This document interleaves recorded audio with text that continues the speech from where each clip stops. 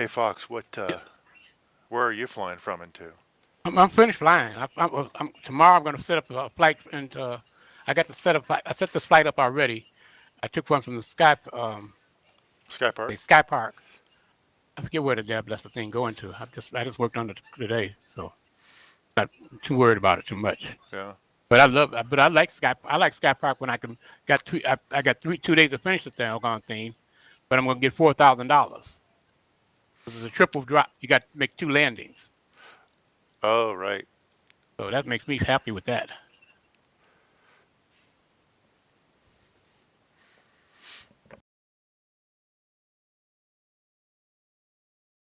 When we gonna do some Age of Empire?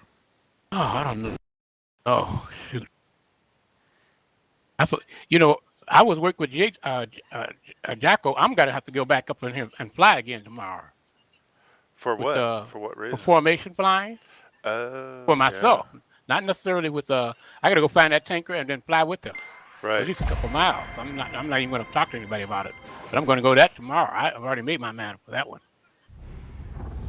You know, I'm just gonna take a couple. I'm gonna take an hour, so 2 hours of just going up there, flying that that's the thing, and coming back down. Right. Yeah, for formation. What's next? Tanker stuff, right?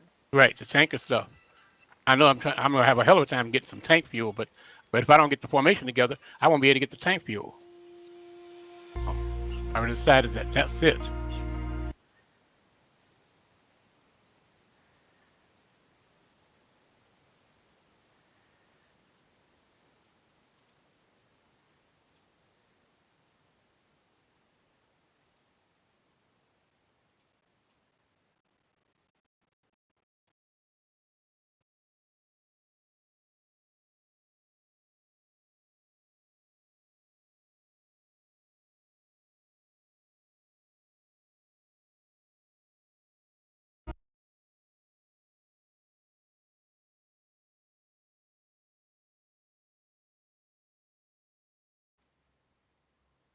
Oh, so you are. Hey. So we'll get to it. I'm sorry just not being able to do it right now, but when I saw that thing, I said, "Oh, Dean, I'm trying too badly." Oh gosh, yeah. No I was worries. flying a lot better, with I said I gotta go and get me some practice time in. So I just said I'm gonna just do it. There's nothing else I can do.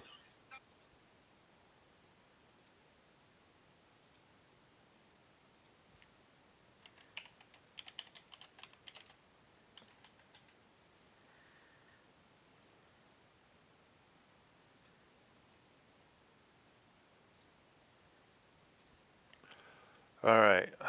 What do we want to fly? You're gonna fly right now, huh? I'm thinking about it. Well, your wife must be out of town. No, she's here. Yeah, okay, because I think she'll be telling you to come to bed. No, that's not till it gets into like 1:30 in the morning. But it's still early there, isn't it? Shit.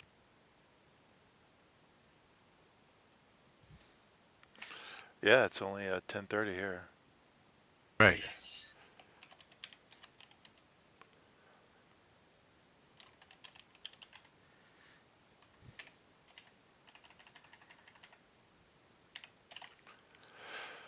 Okay, let's see.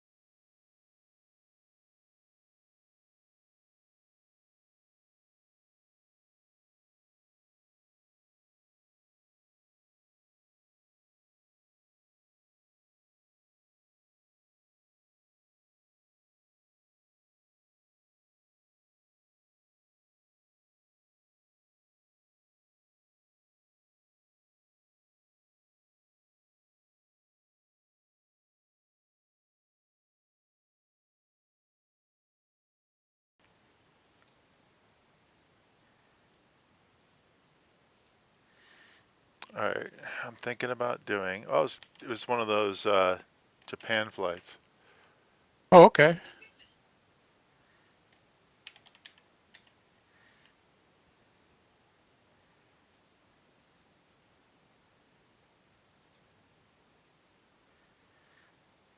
Let's see. Let's request it.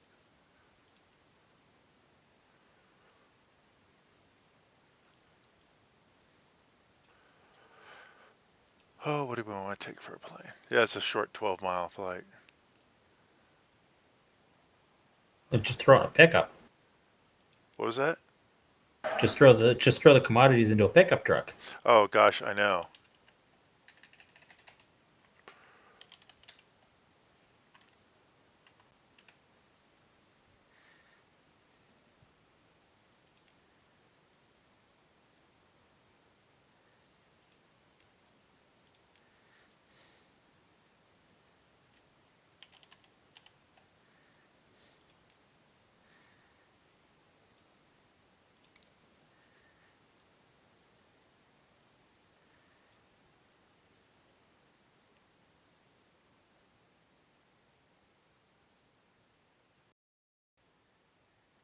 Storkman says that new Truck Sim 1.0 beta is looking pretty good. That's good. Yeah, it's funny. I loaded that up the other day, and then I had to go back because they don't have the VR version of it yet. And Right. Storkman also is saying that Jeff Faviano is streaming ATS. Yeah, he's a big ATS. Him and Squirrel, big ATS streamers.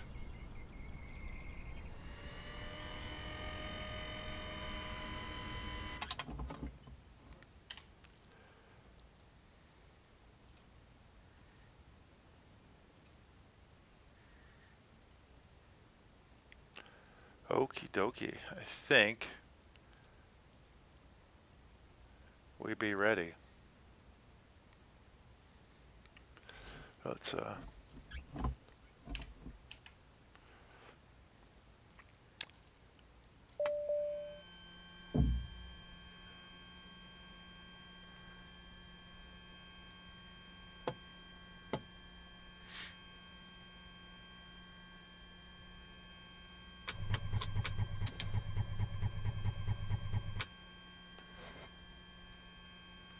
trim, throttle, fuel. We don't have to prime in this thing.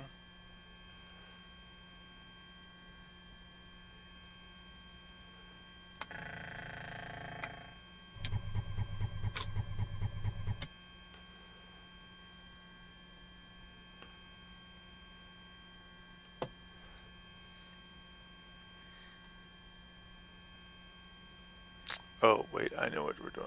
Let's, no.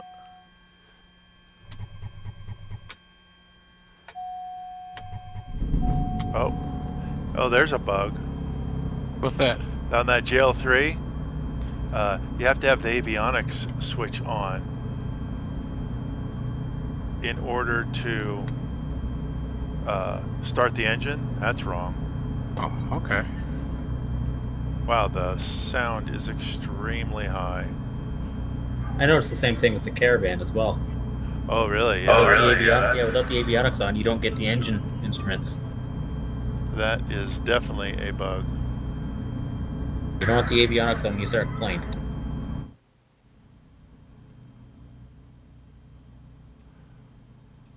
All right, that should be a little better.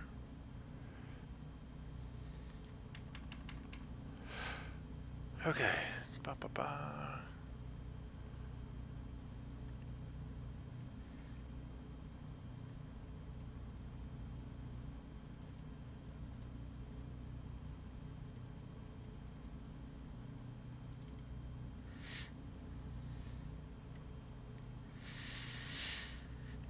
Okay.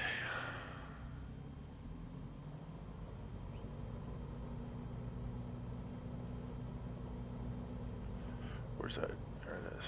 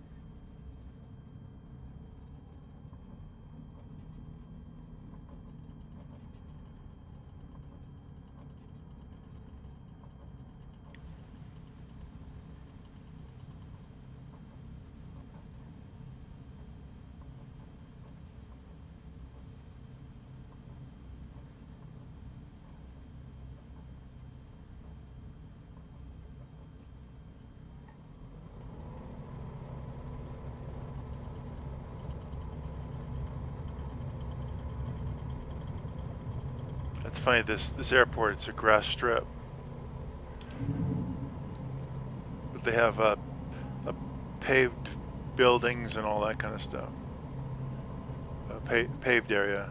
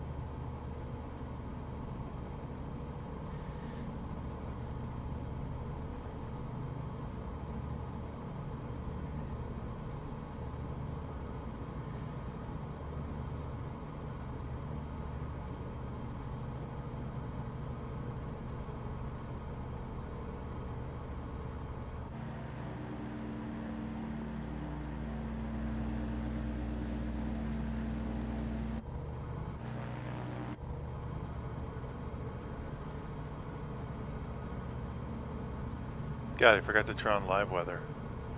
Let's see if Oh, it's, yeah. Yeah, let's see if it's any good. Oh, I did that. I tried to fly in Alaska earlier today with live weather and a 172, and it wasn't pretty. No, I bet. Oh, the weather's not bad at all.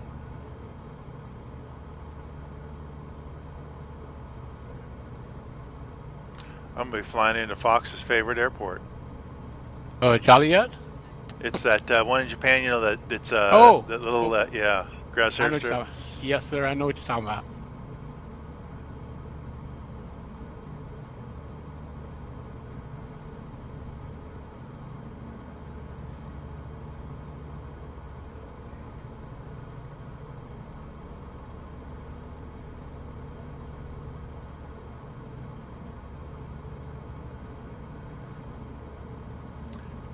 Yeah, Storkman, the live weather does look good in this sim.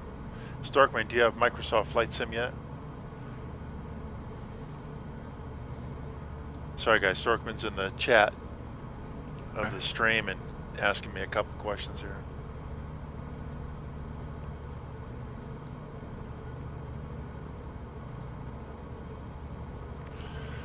All right, let's see.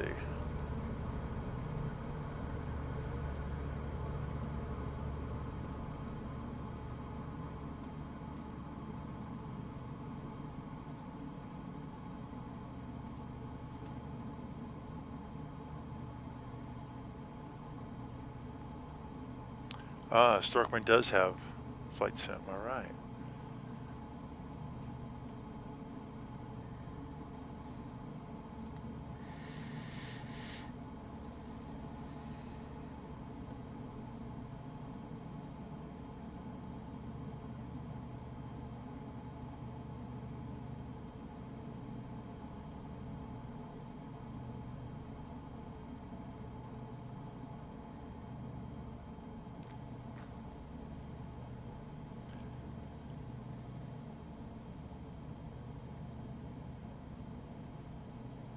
Time to get ready to go to bed here. Shit. All right.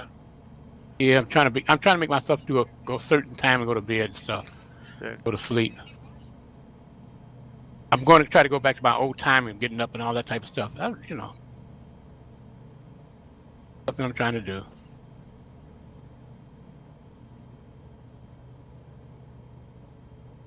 I've been lazy about getting up and doing, getting up and doing things and stuff like that. Right. I guess I really think it is just because of there's nothing to do. I'm getting up and saying, "Oh well, I got to plan something." I'm trying to plan something every day for myself. Well, you know, the guys are always in here flying or doing I know, stuff. Or but hey, you know, did you? after a while, I get burned out about that a little bit. So I say, Yeah. I got to do something around my house a little bit. I got a brand new vacuum cleaner I haven't even put together yet. I got to tear it. I haven't even torn it out of the box. I got to start doing, little things like that. Little things, not Yeah. real big problems, but things that you just got to just, say, hey, look, you got to do some of this. So, Well, that's where you get all them folks that are coming over to your house all the time. well, see, they used to come over, but we can't have that anymore. No, Can't have my friends come over anymore. We're all of us are the same age. We all decided until we all get COVID shots, we're not doing nothing like that. probably a good idea. Yeah. And that's taking a little time. It's a hard time for them getting they're hard time getting the shots. Their medical facilities doesn't have the shot available for them. Hey, Roan was supposed to get hers on Monday, and then they called her up and said, "Hey, we're Right. severely behind, and it's not going Yep. to be today." Right. Exactly. You really have a hard time getting them in Canada because we decided to rely on China to supply our vaccines. What? And they're our biggest geopolitical enemy right now. We're holding the CEO of Huawei hostage here, and they don't like that. Nice. So they're holding you hostages. Yep. I see. That's one of the things I look at too, and I say, "Whoops! I can't believe it."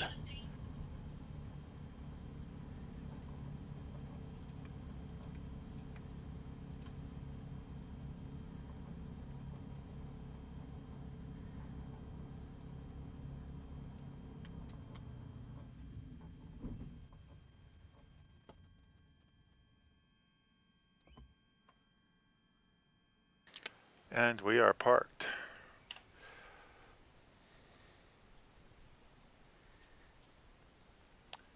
That was for just 12 miles. I got some good XP.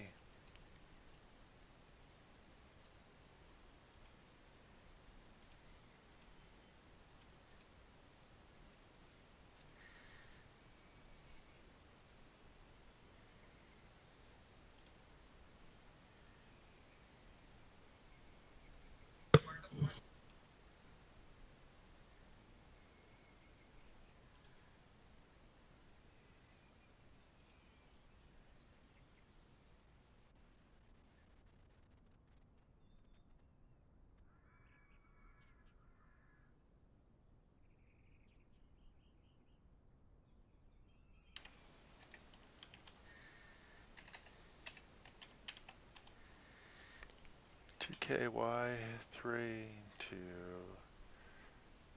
Kilo Whiskey Hotel Oscar.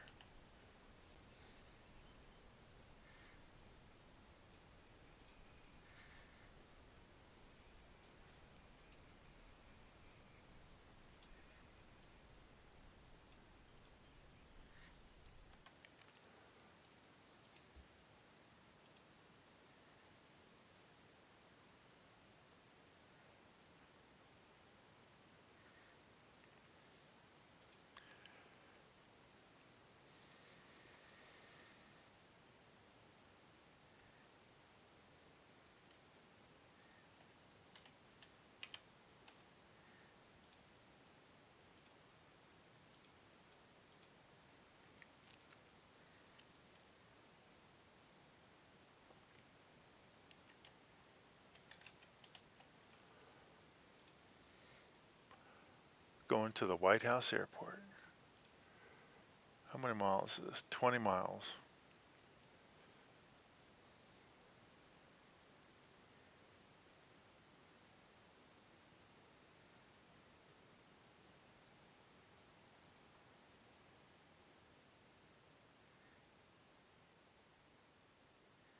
I'll do that.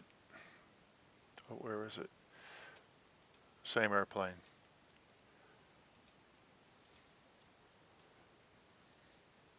We're going to do this one in orange.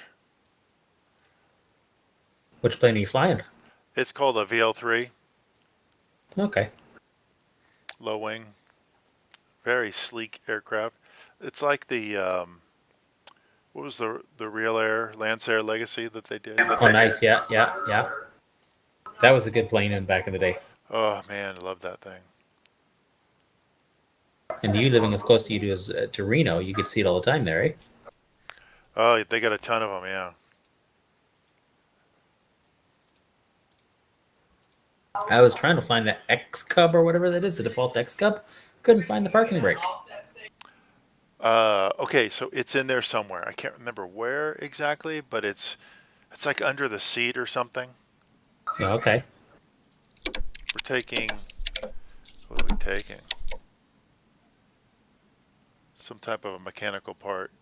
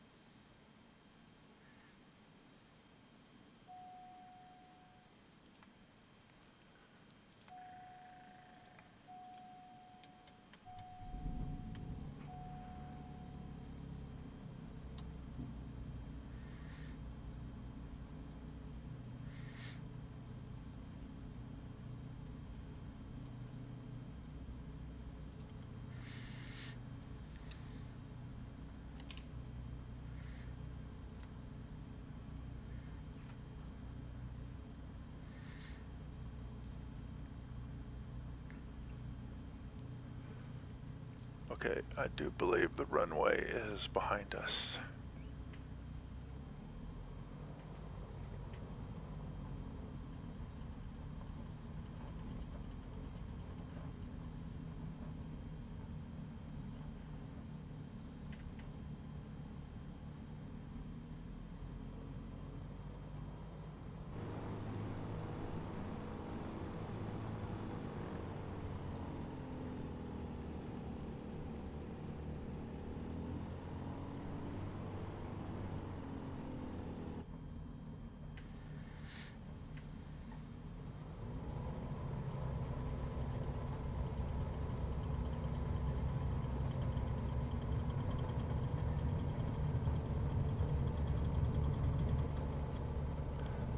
All right, positive rate. Ooh, gear up, flaps up.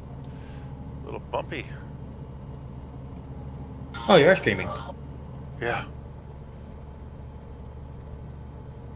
You in yeah, you're in VR, right? How do you get it to show just the single screen there? Because mine just looks 2 eyeballs. Oh, I'll show you the trick here. Let me get her in this. Yeah, take your time.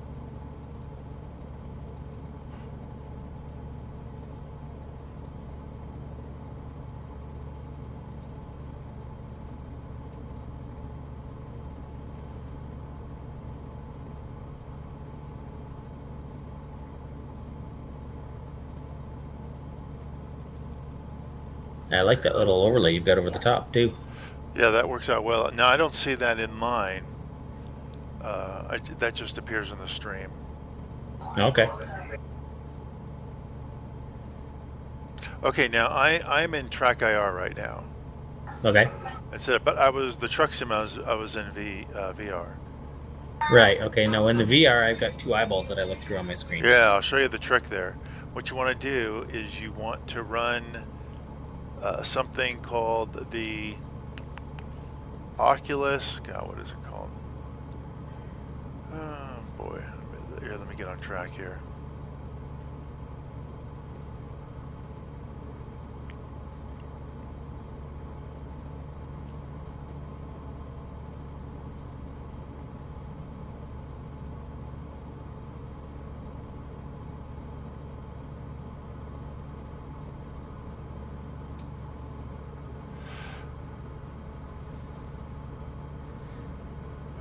Just picking it.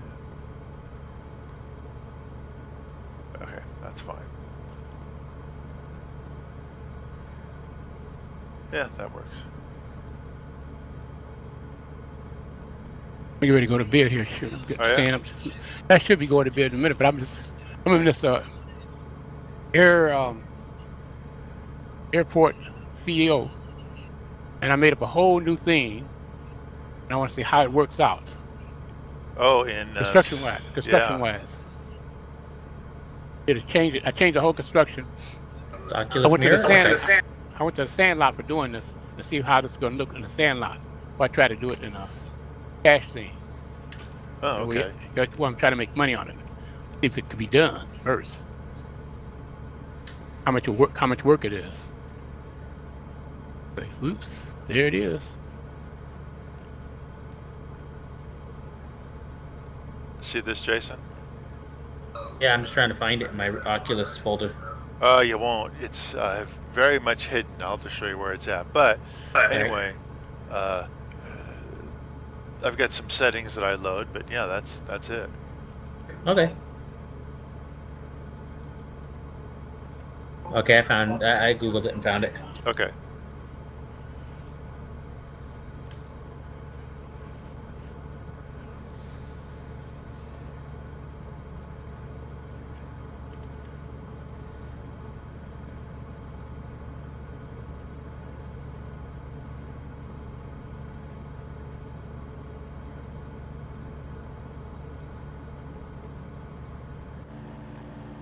Gonna shortcut that to my desktop.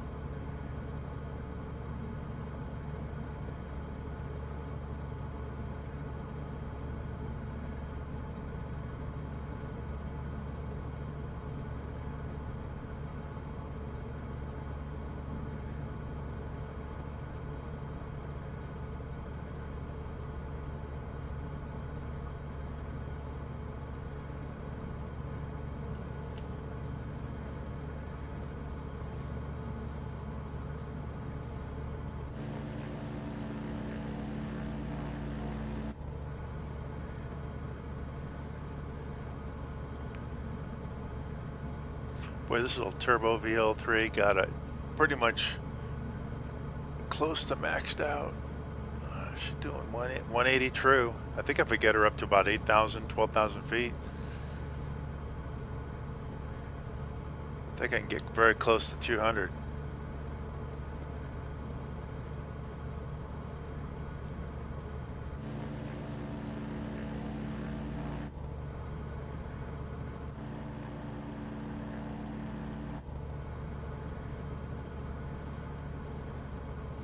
Yeah, and if the airports are larger airports, you'll get that progress bar will actually work in the stream from left to right. Yeah, so right now it just shows you my airports, but it doesn't recognize the smaller fields.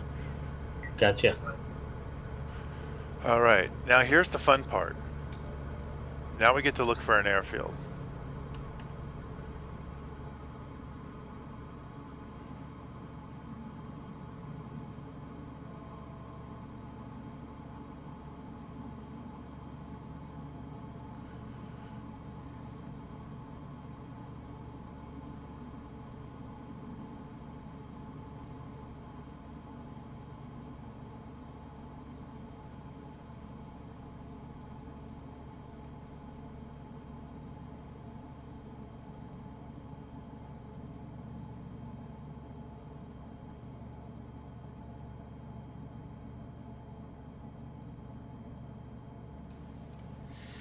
Landing light on. Switch to the tank that has the most fuel in it. Okay, we are getting there.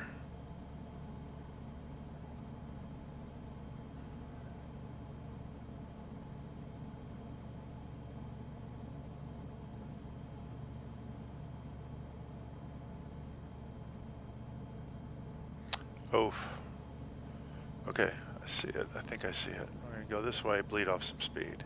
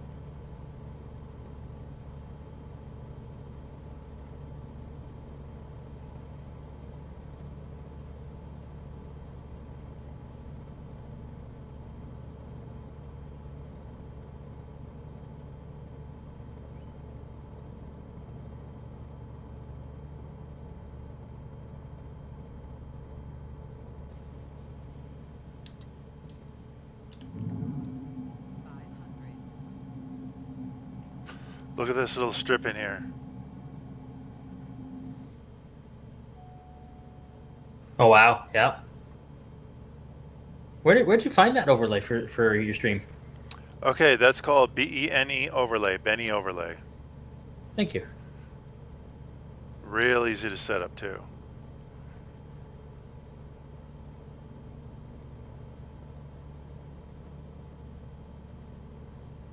Now, if you watch the stream, it'll show you my touchdown rate.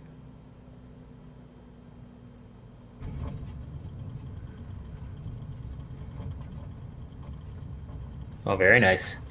What was it? 98 feet per minute down, pitch 5 degrees, indicated 43, ground 46. I can live with that.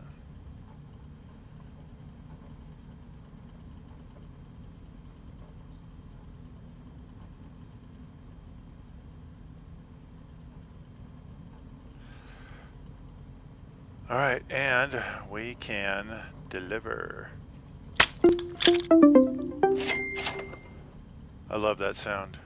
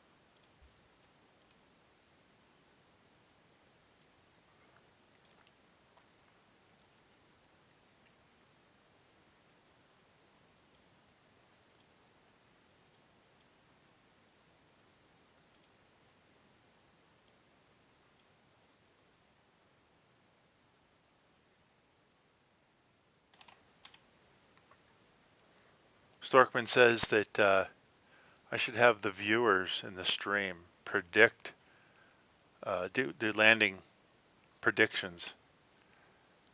Oh, I was waiting to say something along the lines of you can't zoo land to that plane. No, yeah, that's all. That's out, totally out.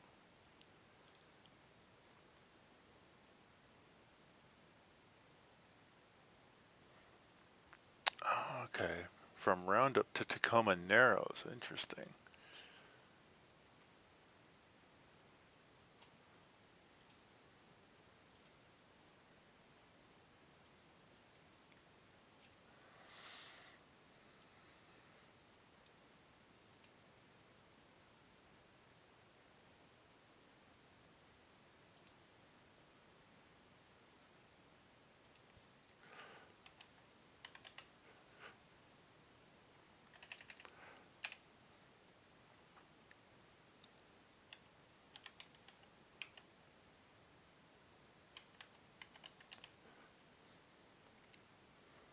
Zero 02 Whiskey Alpha.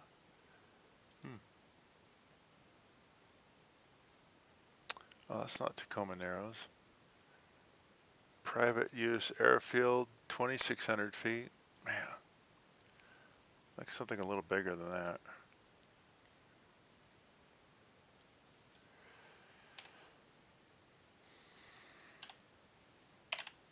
Oh, wait, I should just clear them. Okay, how about ones that go into Seattle? Ooh, Salt Lake City to Seattle. That's enticing.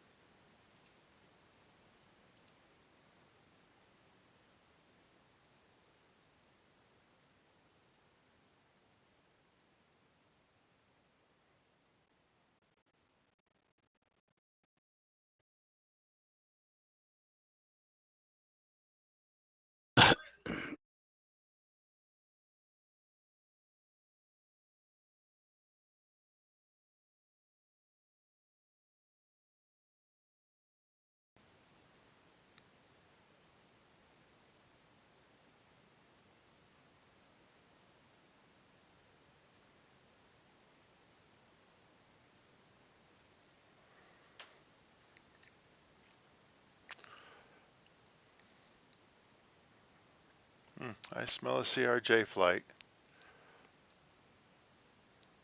Expires in a day. Okay, expires February, what? 11th. Oh, and these are in Zulu times. Right now, let's see, Zulu, it's February 10th at 0700 a.m. Zulu. So we've got plenty of time, even if I want to do half the flight. That's it. We're requesting it. We're doing this one.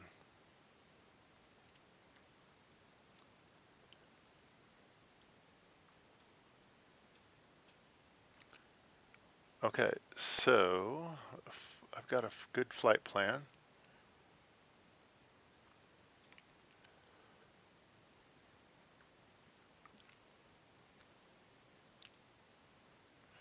Let's see, I'll have SimBrief download everything done. All right. We're going to pick the CJ4. Oh, let's do the Delta livery.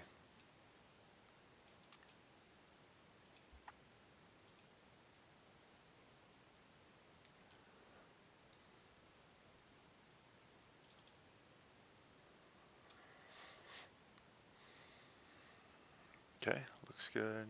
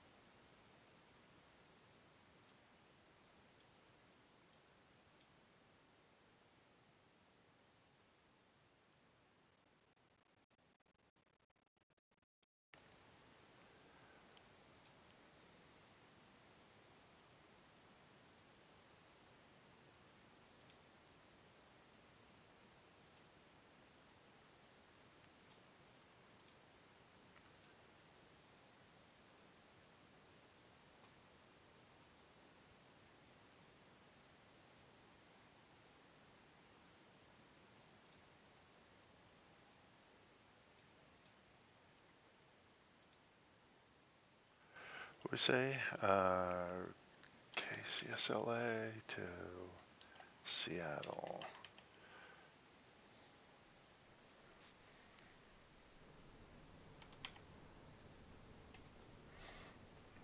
And what did the flight plan say our cruise altitude was going to be? Oh, let's see. Plan for 4,300 feet? 43,000? We're really getting up there.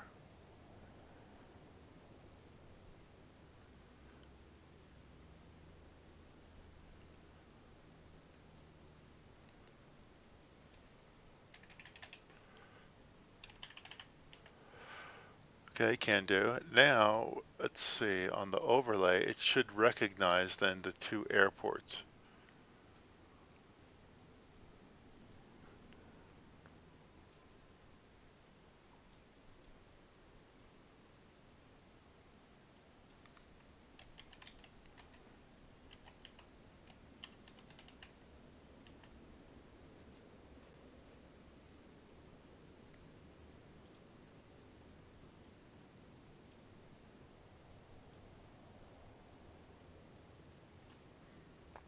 Oh, let's do this.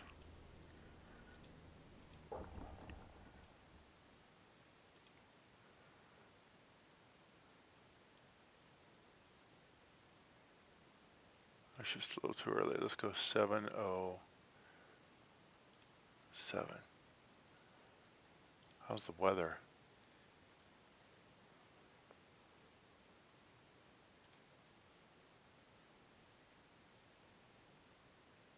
Hmm.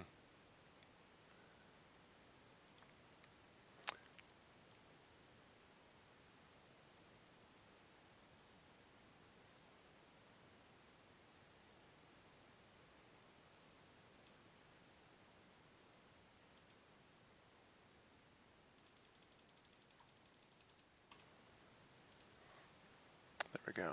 Yeah, we'll have a little bit of daylight. Okay. First things first, we need to know how much we need for fuel. Planned fuel, 3232.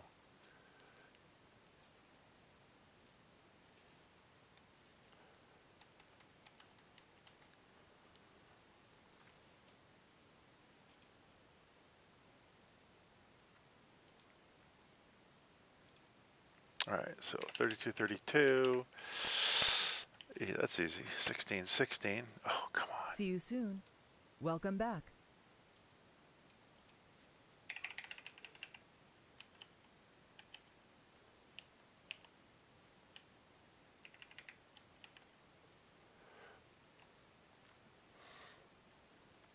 All right.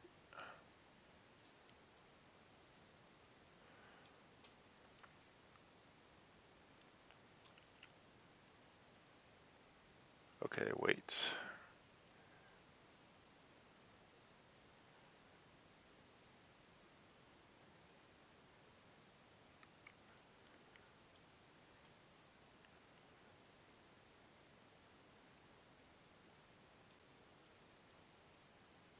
Fuel 3232 is 7 people on board, and there was no extra payload.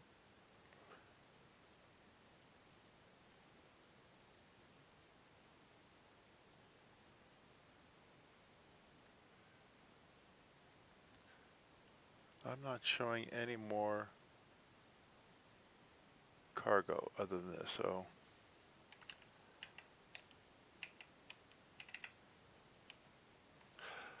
14.8, that's pretty good right there.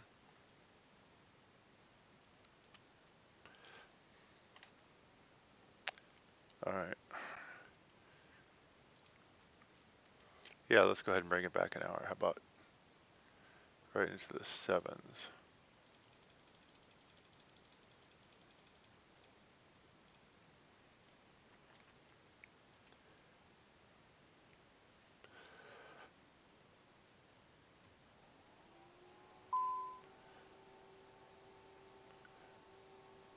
Oh, come on.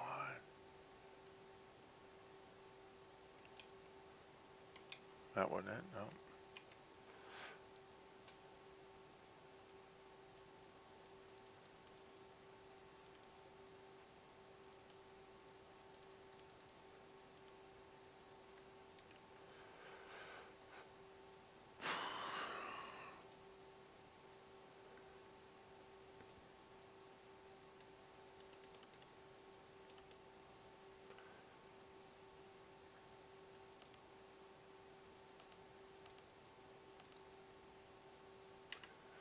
Okay, I could fill in this. I don't know if you guys are still watching the stream.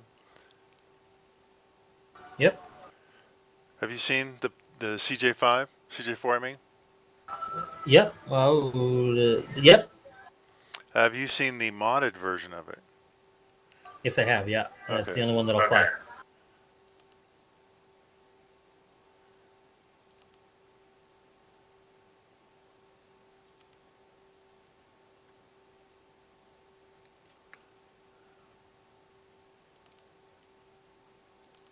So you know you can recall your flight plan, right? From SimBrief? No.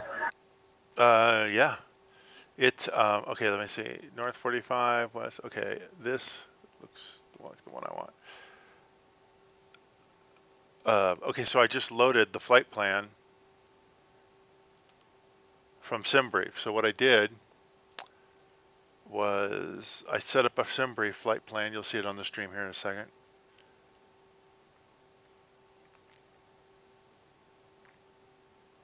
And once you do that, you can then, you put in, let me show you,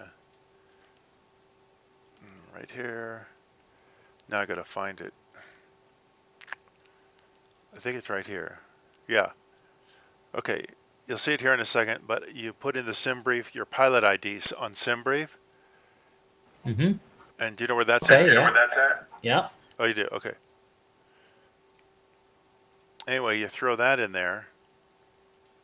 And then all you've got to do is on this index page, go to next, go to route menu, and then just click recall SB. Don't click this one down here for game. You want to click on this for SimBrief. For SimBrief? Yeah, okay. Bam, it loads it. Nice. Fantastic. Of course, it won't put in your approach or anything like like a lot of these. Right? But you're going to determine that after you get in the air. Right. Okay, we had 7 passengers. Good, cruising at 43,000. We had 0 cargo. 47,702. That's pretty close.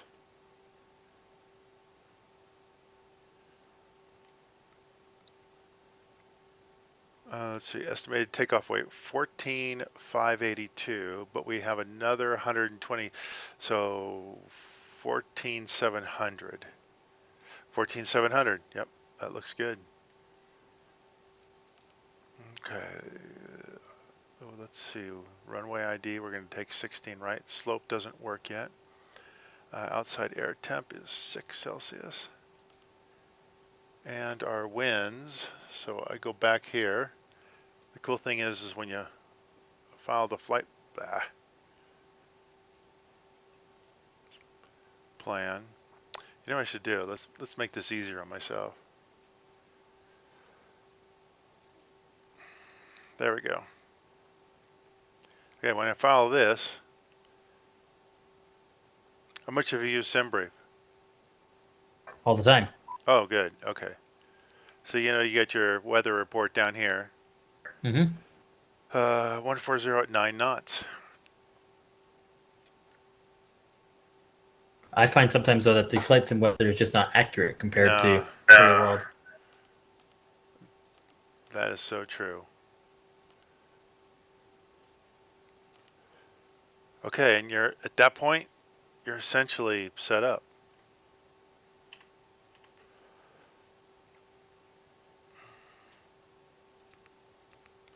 There's a way to turn off this.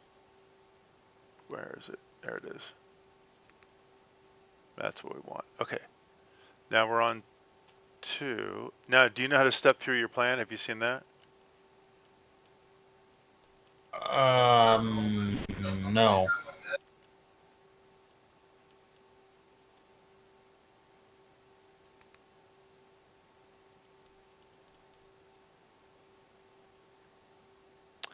You go to this MFD data. Yeah. Nope. MFD advanced. And you can go next waypoint. Next waypoint. Now, there should be a way I can zoom this. Oh, wait a second. Let's go ahead and turn on the full avionics. There we go. Okay, now I can get rid of the weather.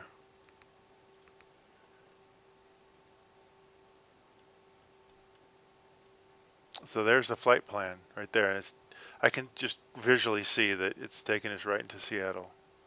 Right. Yep. Anyway, that's how you can step through the plan. Then I use the hot selects here. They're usually pretty close. You might have to change a few things.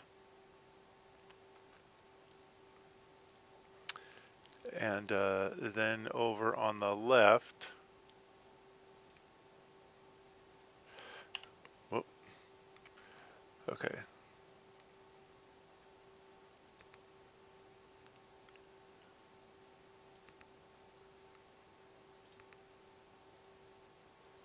All right.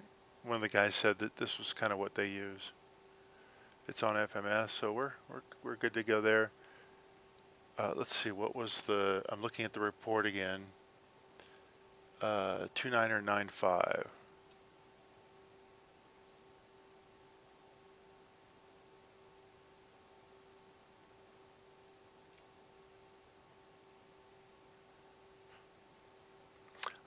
Okay. So let's go ahead and start up the plane.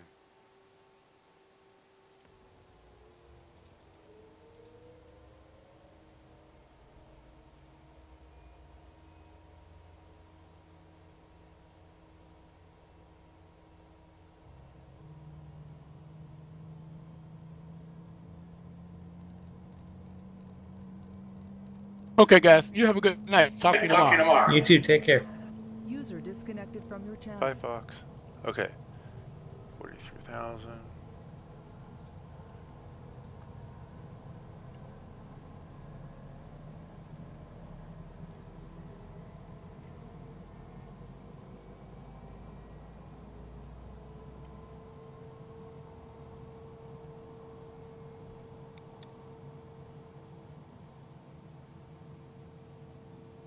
Looking good. Starters off. We can turn on our climate control with one engine. Start the second one.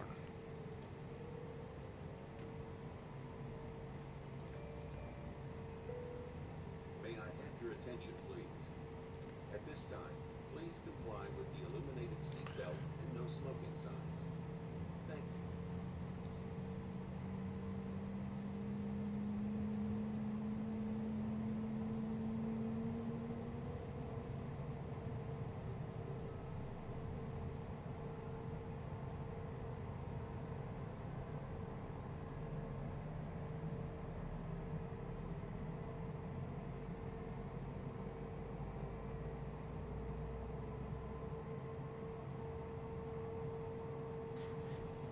All right.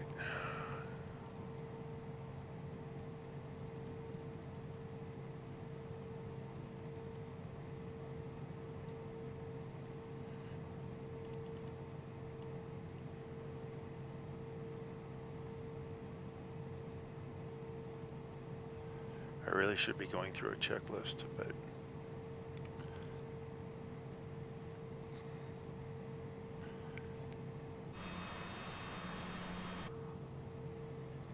all right, we're not going to use a pushback here because this guy does some weird stuff. So go ahead and release the parking brake.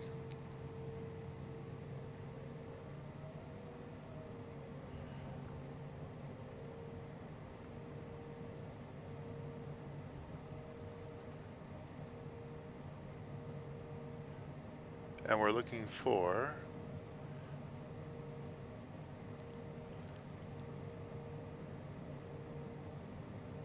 runway 16 right.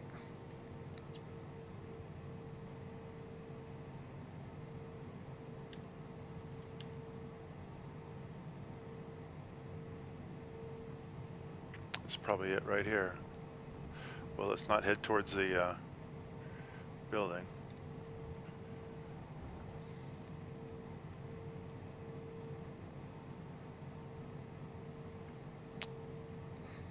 Try this one. 16 right. Oh, go around here.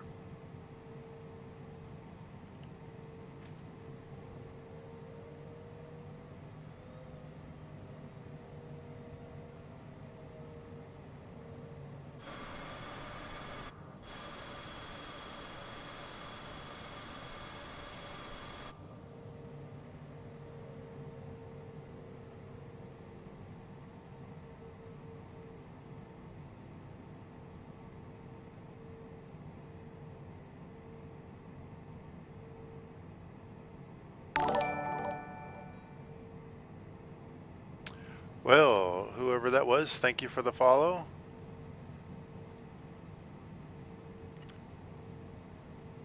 Storkman is hosting your stream. Storkman hosting.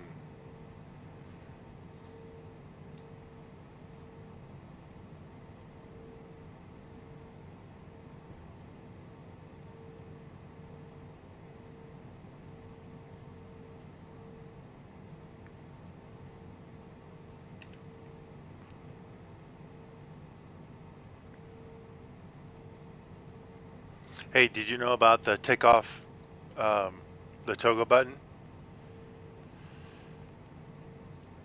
They put it right where my mouse is on the stream. As Okay. a hidden All right. All right. Now watch Like this. the PMDG used to do with Yep. screws. All right, let's. I'm trying to figure out how to. I've got that Benny overlay thingy in downloaded, and I've got OBS open. I'm trying to figure out. I'm walking through how to add it. Okay. Yeah, if you need any help, the instructions are really helpful.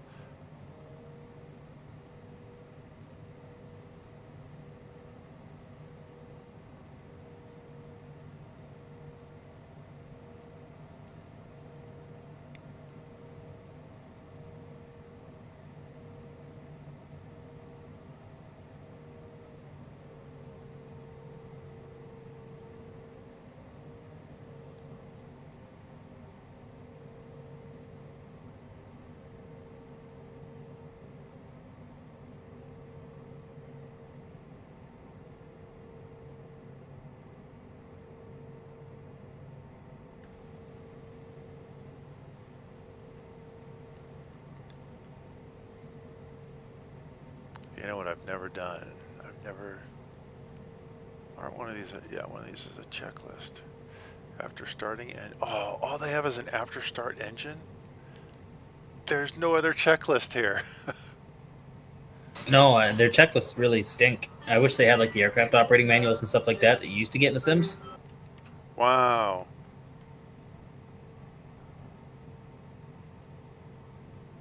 I was thinking, oh, this would be cool. I'll go through the checklist that's built into the plane.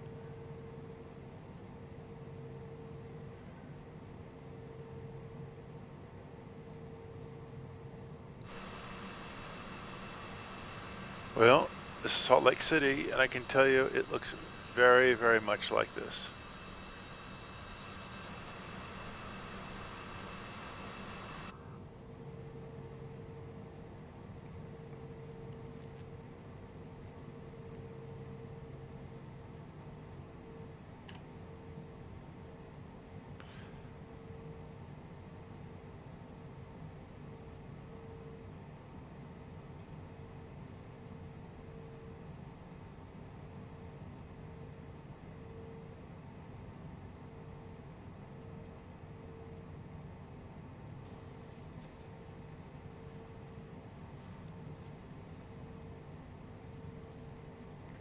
You know, I think I have a checklist. Oh, yeah. Hey, Jailer 007. Welcome to our digital theme park stream. And yeah, this is a real beautiful area. In real life, it's just gorgeous. Salt Lake City is such a beautiful area. Do you mind? Can you send me the graphic that you have in the lower left there that advertises for the DTP? I don't, I'd love to. I can walk you through how I created it. I don't know if it's not a graphic. It's a, you'll see it as text, like GDI plus text. That's what I added. But I can walk you through all the details on that. And for you, Jailer, if you're still watching, we do a lot of flight sim events. We do American Truck Sim, European Truck Sim, some other racing games. For me, I'll do some Farm Sim as well, but I do a lot of flying. All right, I'm slowing down here. I know I got the screen all kind of cattywampus here, but one of the things I wanted to show Jailer. Let me move that off the screen. Let me find my flight plan first. Let me just park it. Okay, so for you, Jailer, and feel free to subscribe if you want to. I don't know, Jailer, if you've got the Microsoft Flight Sim, that's what we're using right now, and I'm also using this other tool called Skypark, or the Skypark. You can get it off of Orbix's website. And it's the same, if you're familiar with the Sims, it's the same guys that did Chase Plane, which was pretty freaking awesome. Anyway, right now what we're doing is, okay, I better load my... We snug as a bug back here. Let's go. So, in a nutshell, what this is it gives you places to fly, and I picked this route here, but you've got searches for, hey, I want to do a 20-mile flight, and I want it to be up in Alaska, and I want it to be, you know, grass strip to grass strip. You do that, or you can do, you know, a 5,000-mile flight. It's a lot of it's unlimited, and they don't limit you by aircraft. You can fly whatever you want. I did a stream a couple days ago where I took this darn CJ4 and did a 12 nautical mile flight up in Alaska, and that was a bit crazy. Plane wouldn't have survived on the landing that I had. Anyway, but that's why I'm making these 2 points, is I'm taking stamps or something from Salt Lake City up to Seattle. All right, enough of that.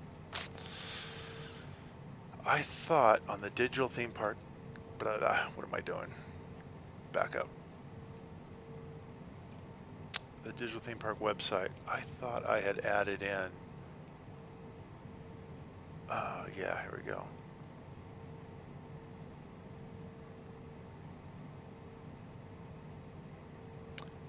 Okay, so I've got that one. But too fast. And I think this is actual. Yeah, here we go. Jailer, what kind of aircraft do you enjoy flying?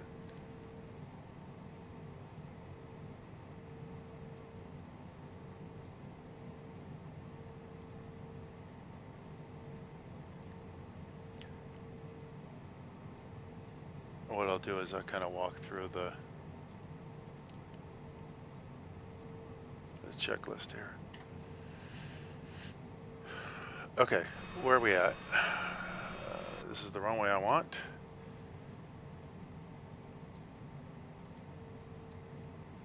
Yippers. All right, I don't believe this is the hold short line.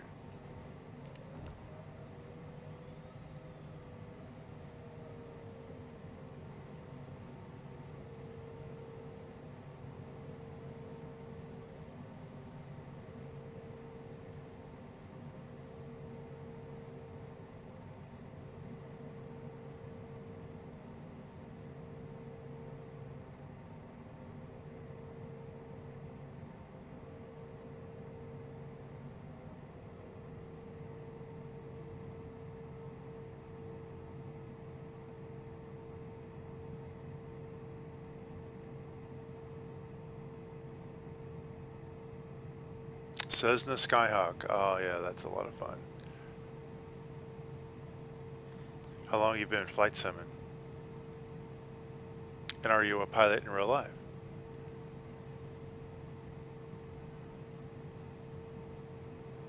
All right, here we are at the hold short line. Sorry if my head's spinning around there. All right, ice protection systems, check. Rotor bias system, I don't think that works yet. Seats are upright outboard. Flaps. Let's check. Yep, flaps down a notch, and oh, come on. Flaps 15. We're good there. All right, so speed brakes, check. They are not deployed. Trim, is it set for takeoff? All right, let's see. Trim is right here. No, not really. Let's go ahead and other direction. Right about there. Any place in the green works. Oh, that's interesting. When I had it out of calibration, does it say? Okay. Right there. Okay, crew briefing. Well, that would be this one.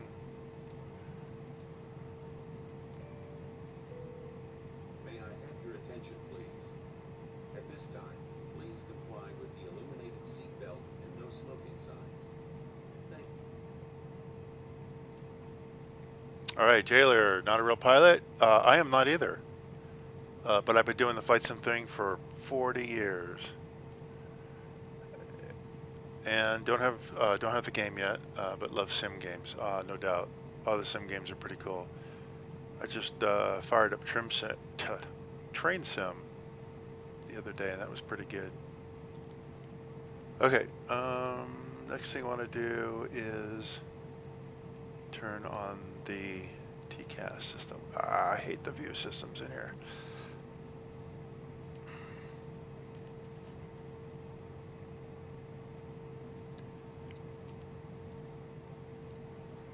Okay, so we want it on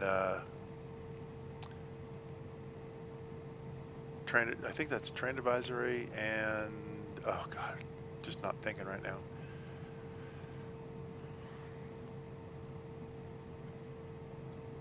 Okay, we go around. Hey, thanks for the. Was that a follow? Big Wave is now following. Hey, thanks for the follow, Big Wave. Welcome to the channel. All right, radar as required. The go around button. I pushed it in the CJ4. This is not normally the button, but so that you're not having to press, your button is usually like right here. That one really just doesn't work. in the sim yet, and I'm running the mod by a company called Working Title. It's free. And so you press this and it takes you into your takeoff mode, which is essentially 10 degrees straight up right out the runway heading. Okay, exterior lights. We'll pretend that we have our clearance.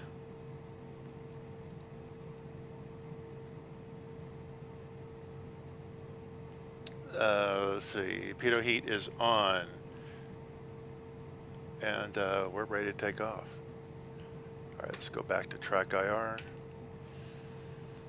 I think we're good. What do you think? What do you think, Jason? It looks good to me. Okay, first thing we're gonna do is make sure there's nobody coming in on a 16 right. Gonna have a little bit of a crosswind there. Hey, Jailer, he's flying the CJ4. Oh, perfect. Thank you. Default CJ4 with the what's the name of the mod It's that's in called it? Working Title. That's it. I was gonna say the GitHub mod, but I knew that's where you get it, not the name of it.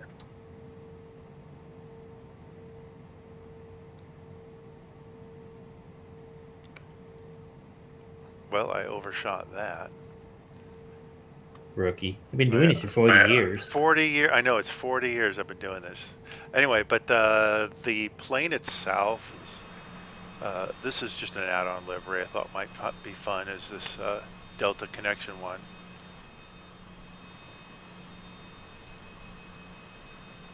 And I gotta tell you, yeah, it is. It's a really nice, fast plane.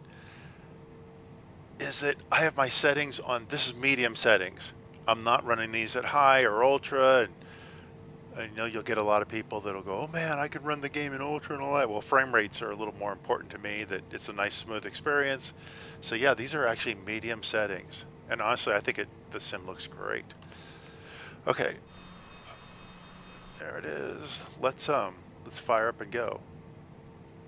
So we're essentially gonna take off.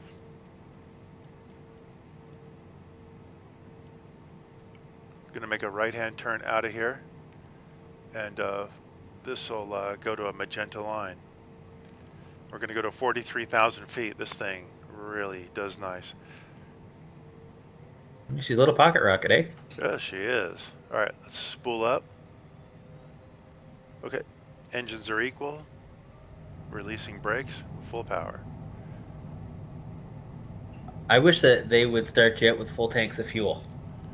I don't know Yeah, how many times I've started out and went, oh crap, I forgot to fill the fuel tanks. you know, I forgot. I've got to play with my rudder pedals are way too sensitive. Like I tap them and I'm on the right hand side of the runway, so I got to play with that and dull them down a bit. I forgot to put my V speeds in there, so I just roughed it. Yeah, look good to me. Okay, then for those watching, this is your takeoff power, which is full power. Pulling back the throttles just a little bit, and you'll say, oh, I'm not watching, not paying attention here. And you'll see a CLB, that's for climb. Rookie. Now we're gonna go to put this into nav mode.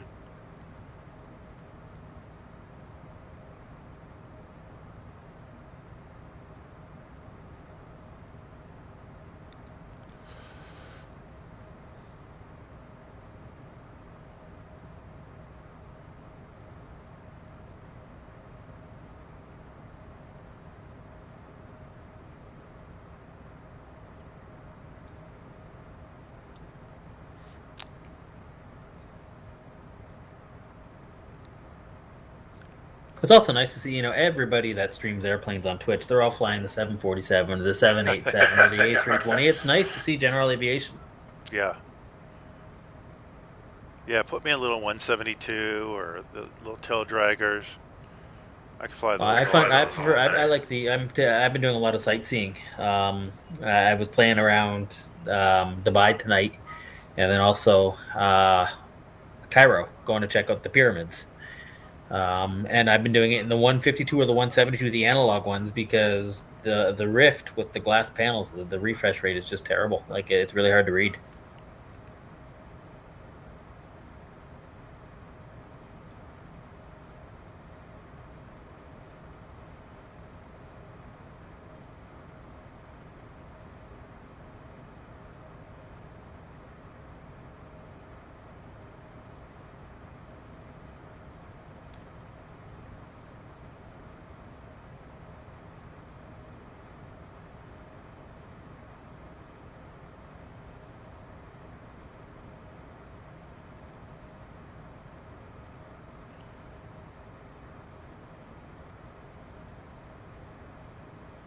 Alright, I'm going to go ahead and turn on the autopilot here.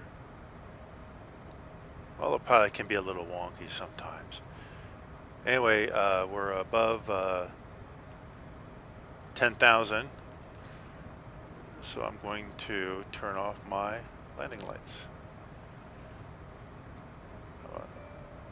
Ding the back there. Although, oh yeah, I do. I have seven people on board. All right, and I'm keeping this in CLB or climb power, which it's hard to see it, but it's right about there.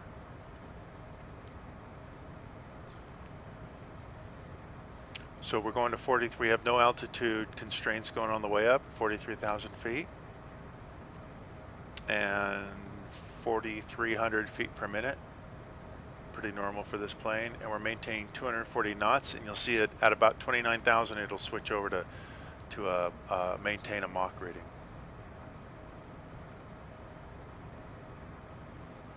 And we'll break out of these clouds here in a bit.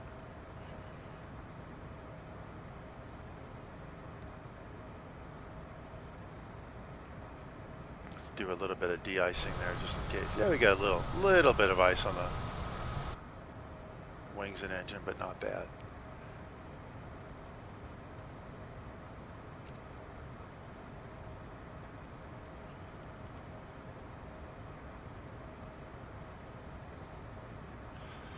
Storkman says, awesome. Flaps, I will show you. The flaps are, here's the flap handle, which is in the 0 position, and there, flap 0. I'm looking at, whoop, it just hit the stick right there. Looking at it. Yeah, what you do, Storkman, is when you take off, usually, Jason was commenting on the channel at the time, what you'll do, you know, you'll do your call out for 80 knots, and then you'll call your V1 rotate and positive rate. So as soon as you start seeing your vertical speed indicator go up, and there's no more usable runway, bring that gear up, and then you usually do rotate plus what, 20, 10? Do you remember what it is, Jason? I think it's a percentage, isn't it? It's usually like V2 plus 10 or something. All right. But yeah, then you can bring your flaps up.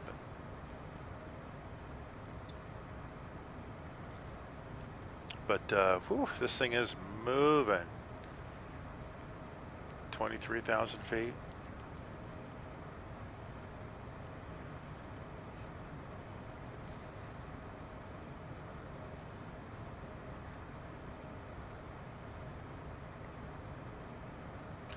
So after takeoff climb, landing gear up, done. Flaps up, done. Throttles on climb, check. Yaw damper, I don't think the yaw damper works in here yet. In fact, I believe it's set up so that when you turn on the autopilot, it goes on automatically. Yeah, nothing's happening. That hasn't been implemented yet. Let's see. After takeoff climb. Okay, autopilot as desired. Check. Ice protection as desired. The passenger lights as desired. Landing lights, which we did check. And we're going to turn off some of this outside anti-ice. We don't need that on.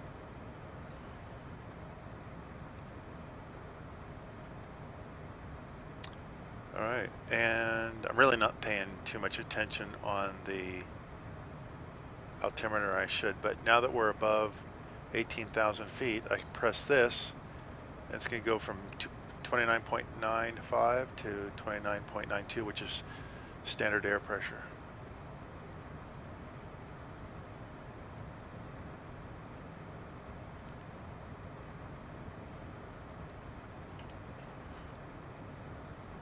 Let's center the view there. There we go.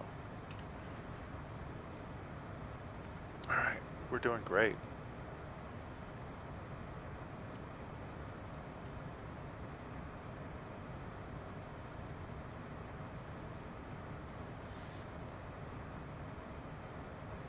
Don't need the overhead lights on. Ah, look at that.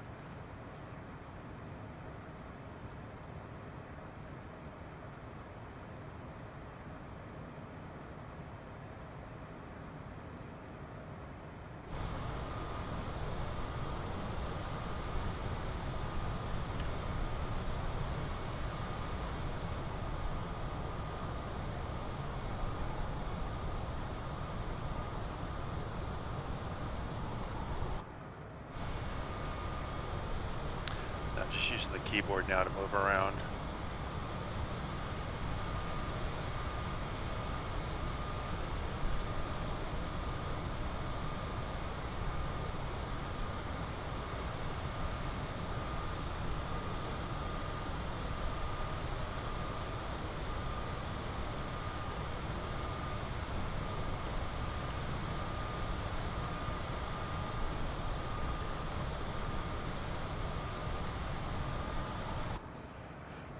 Yeah, what's interesting is that my normal plane is the much smaller aircraft. I think Jailer was mentioning, was it Jailer, about the 172?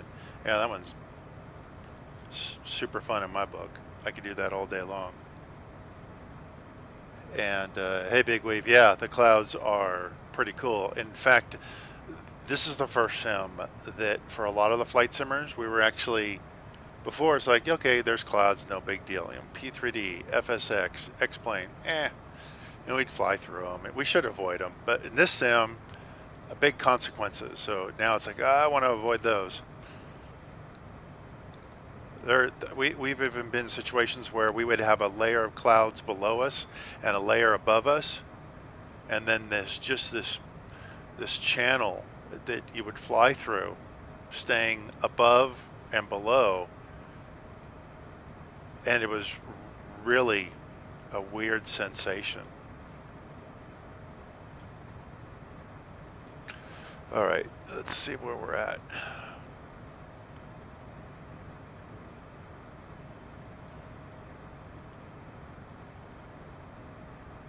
All right, and I'm currently looking at this display here.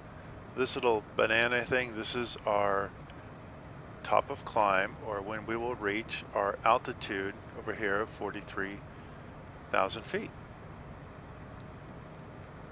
I'm not using Rex. You're talking about the Rex weather, right, Storkman?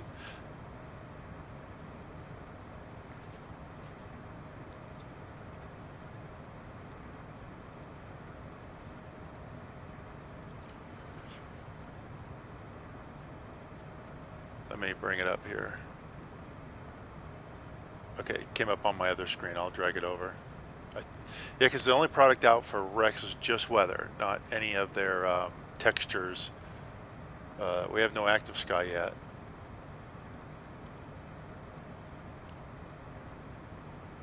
All right, why did the Rex weather? There it goes. All right, so you're talking about this program, correct? The Weather Force.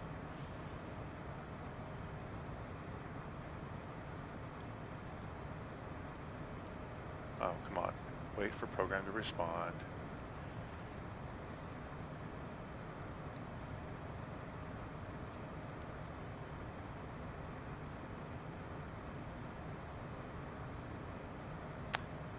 Yeah, so I think this is the program that you're thinking about. Is this their new live weather?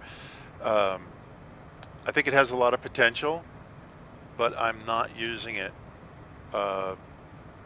It needs a few more updates. Let's just say that. Though, yeah, I'm not currently using it. I have it, just don't use it. It'll get there.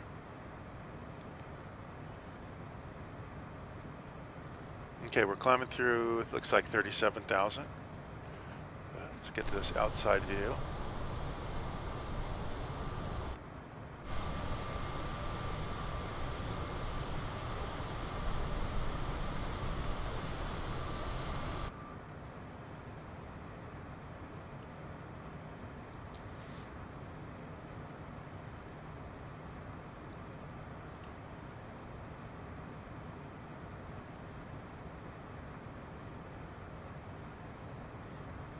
Somebody asked me the other day, they said, hey,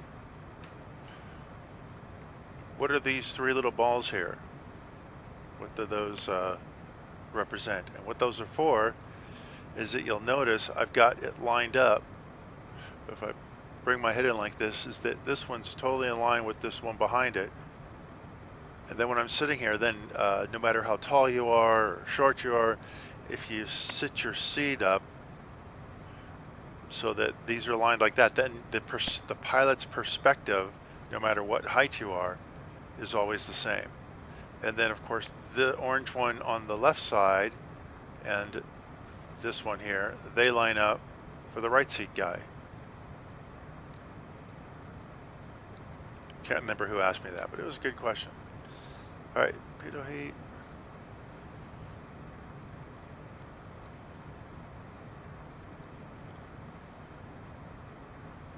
In the back, very luxurious back there, corporate jet.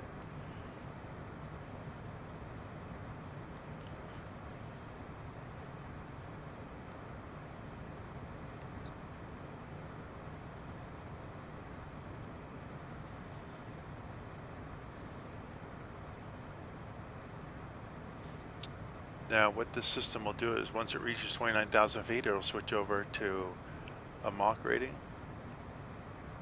It tries to maintain around 0.64 Mach.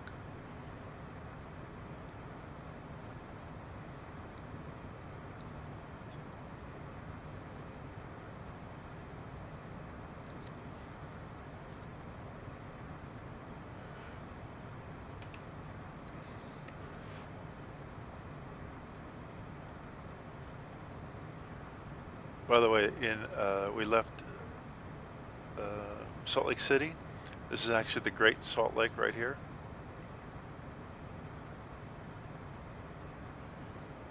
Oh, there you go. Second seat from that. I like it. I like it, Jailer. I'm Jason. We got Jailer on board. He's one of our CEOs that we're carrying today. Okay, let's see. Righty. Loop-de-loop it is. Did it work for you? What, the loop-de-loop? I didn't see you do one. Oh no. Oh gosh, no. No, the I forgot. Oh yeah. Okay. Oh, I've got it all set up. I don't want to interrupt your stream, so I'm going to just I might do something maybe tomorrow or something. I don't know. We'll see. Okay. No, you can start. Yeah, if you want to fire yours up. That's Nah, it's midnight, cool. and That's you know cool I with turn me. into an ugly pumpkin at midnight. So I got it.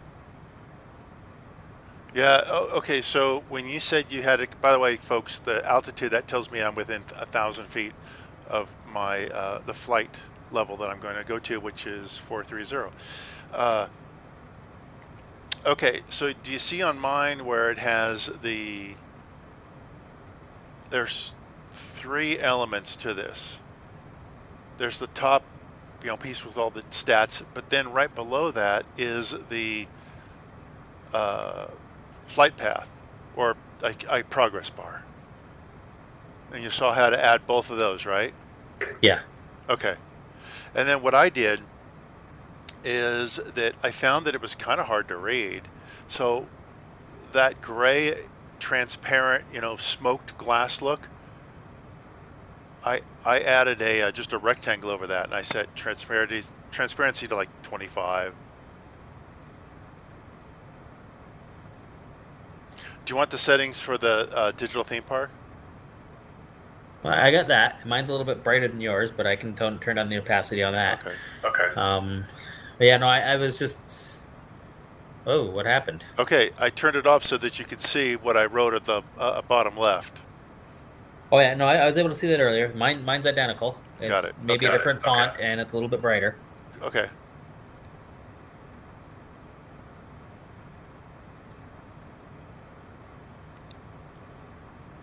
All right, so we're coming up on 43,000.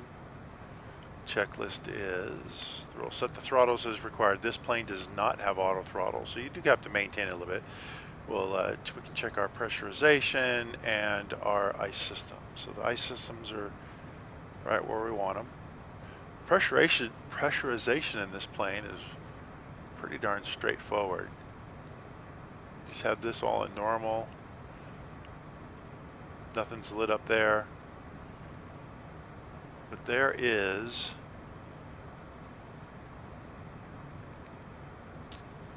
okay, electrical systems, hydraulics, trims.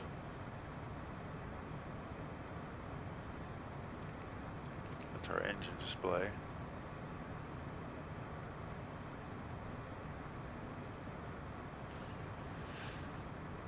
Yeah, I actually haven't figured out where and how do I check the pressurization system. There's got to be a screen that would show me that. And then somebody was also asking me, let me try to zoom in here. Somebody was asking me some of the data on this screen.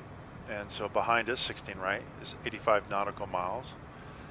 And then we're heading towards, if you can see the mouse on the screen at the bottom, we're heading towards this magenta waypoint, TWF, Tango Whiskey Foxtrot, and that is most likely a VOR. Shall we check that? Let's go over here.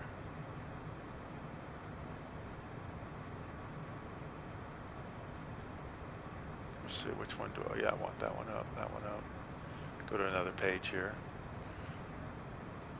Let's go to SimBrief. No. Let's go to SkyVector. We said Tango Whiskey Foxtrot.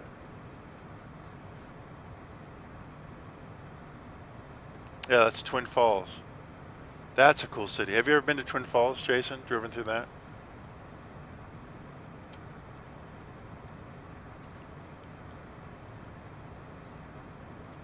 All right, lost my co-pilot Jason there, but Twin Falls, beautiful city, small city. I'm here. Can you hear me? Oh, there you go. I hear you now. Weird. I don't know what happened there. Yeah, no, I've Twin Falls, Post Falls, Idaho Falls, been through them all.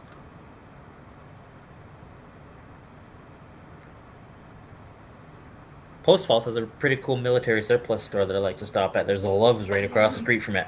Oh, okay. Yeah, Twin Falls I always found fun. Okay, so anyway, we got the VOR there. So we're 54 miles out, Twin Falls VOR. Be there in 8 minutes, or this time on the right is the UTC Zulu time right there, 15:05. And then the next waypoint is Boise, and you can see that down here, Boise. 151 nautical miles, we'll be there in 24 minutes, and that is the Zulu time, we'll be there. Right now, if you see over here on the left, the current time is 14:57 Zulu. So for this 15:05, you can see that's about 8 minutes out. And then of course we've got Seattle, our destination. Now I realize that you've got a couple more waypoints in there between those two, but what this is previous, current, next, or following the current, and then our destination. So our destination is 496 nautical miles out. We'll be there in 1 hour and 19 minutes. And at 16:17 Zulu is when we land, if we don't wreck it. This is how much fuel we'll have on board, and our gross weight, which will end up being our landing weight.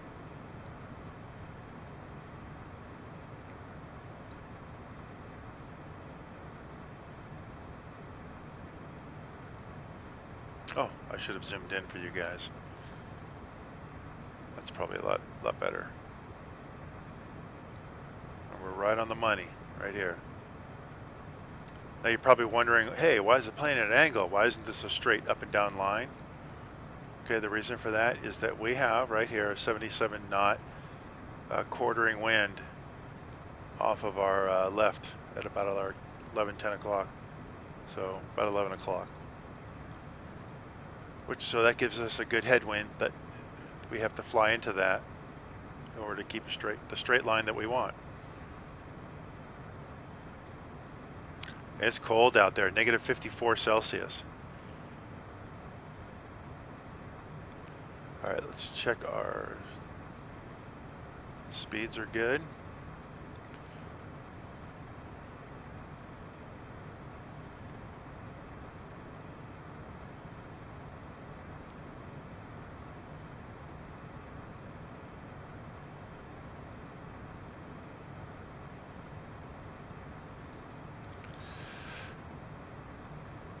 Oh, hey, you're welcome. Oh, let's take a look outside.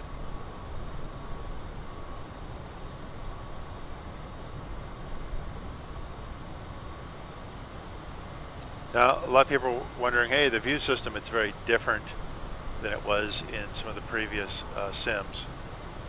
But on here, wow, look at that. Whoa, we just get a really big gust of wind there. I click the middle mouse button and then I just drag.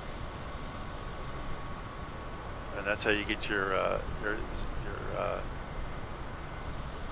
what they call spot view. Now they have another view. Let's go back in. Oh, let me get us off of that. There we go, a little better. And this is called, God, what do they call this other view? It's like a drone. They call it drone mode. Camera. Okay, showcase. It's showcase. Yeah.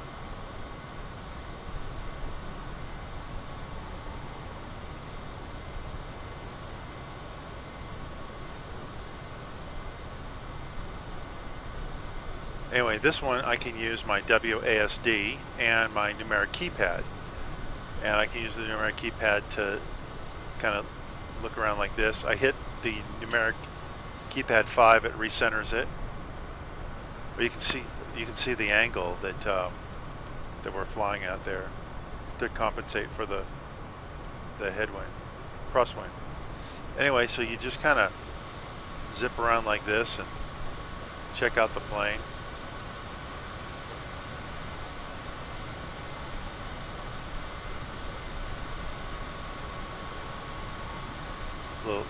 A little bit bumpy up here.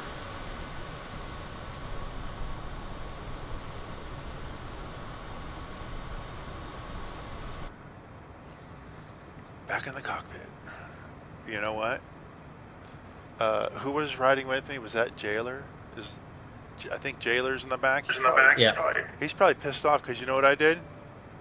Yeah, he's got a green pukey face. I left the seatbelt lights on, but you know that was probably a good idea because of the gust of winds that we're getting up here.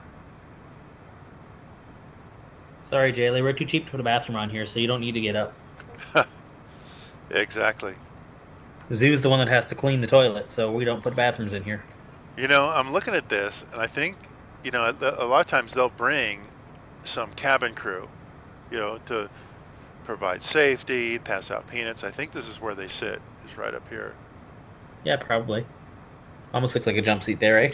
I do know this. This is where they keep the booze. Here and over on the other side. Yeah, I was, probably about 20, 25 years ago, I was at KPTK, which is, Willow Run Airport in Detroit, Michigan.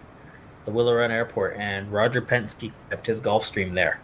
And I knew the guy that was dispatching for the FBO that he used. So I went in to visit him one day at work, and he kind of showed me around, and he brought me into Roger Penske's plane. Took your shoes off before you got in, and I was more impressed with the amount of Coca-Cola in his fridge than anything. Oh man, it's that was the same thing. Roman's got a cousin that flies for a corporate person, and they had a really nice plane. Just came in. It was an Embraer jet, very similar to this, but quite a bit bigger. And it was the same thing. You had to take your shoes off, and you know.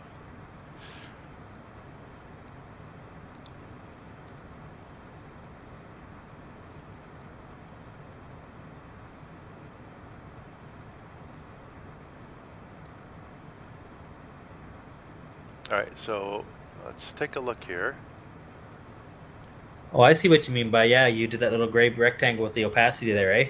And that's just like, how did you, what do you do to make that again? Okay, so that is let me take a peek here. Here, let me just drag this over. Let me bring in this. Okay, so that was a watermark. Okay. It is what they call color source. And mine's 1920. That's the width of my monitor, or the stream. And then I put a height of 150.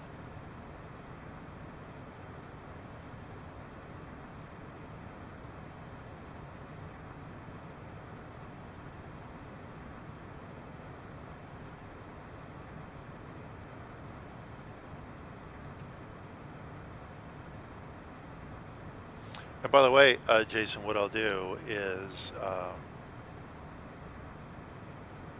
So yeah, for whatever, I must not have be running TeamSpeak as admin right now because anytime my TeamSpeak window isn't maximized, you can't hear me. So I've got the yep, 150. What'd you choose for a color? just straight black. Wait, let me go back there. It's straight black, and then this, I believe, is the transparency number, which is the alpha is 0.25, so 25%, which ends up being a 0.25 or 25 ends up being a 40 hex.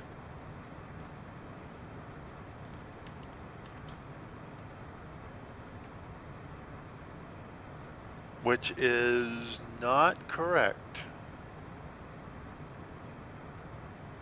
I'm not seeing where you can choose this, the saturation. Oh, do you see the screen I have up? Okay, no, yeah, I'm not at that one there. Hang on. That's the Where'd it's you... properties. Double click on it.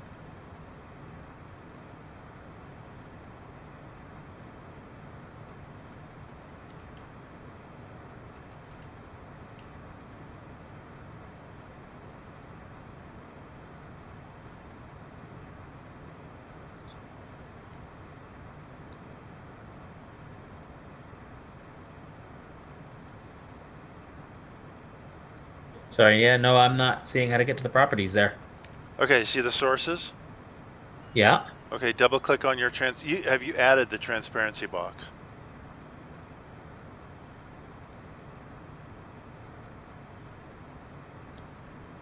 What they call I'm it. I'm gonna quit and come back as an admin because I'm sitting here chatting away and realizing you can't hear me. So I'll be right back. Got it. User disconnected Got it, from got your it. channel.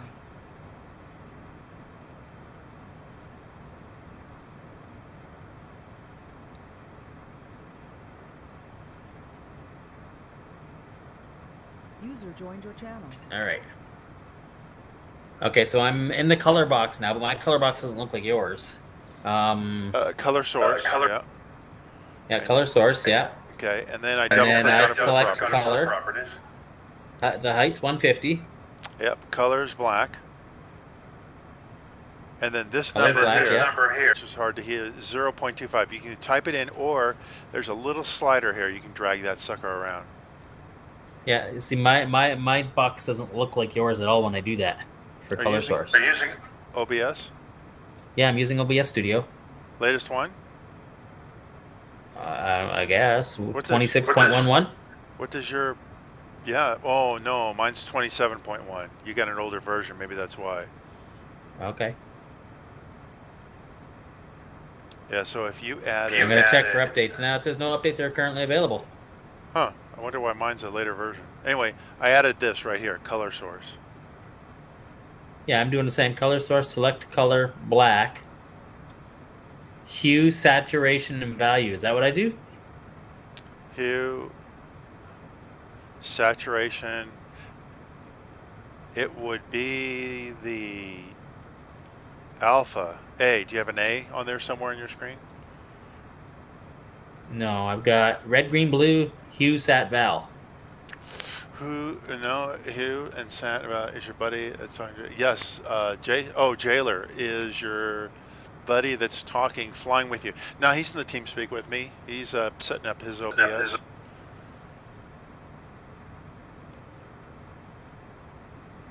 Yeah, I think you've got an older version. Maybe this was a beta, or I don't know. But on their site, look for 27.1. Okay.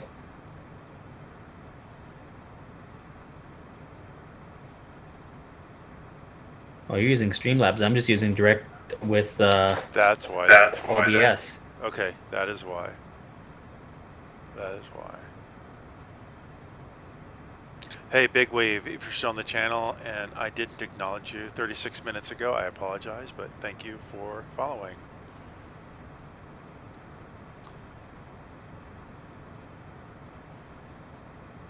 All right, so now we got to figure out how are we going to come into Seattle?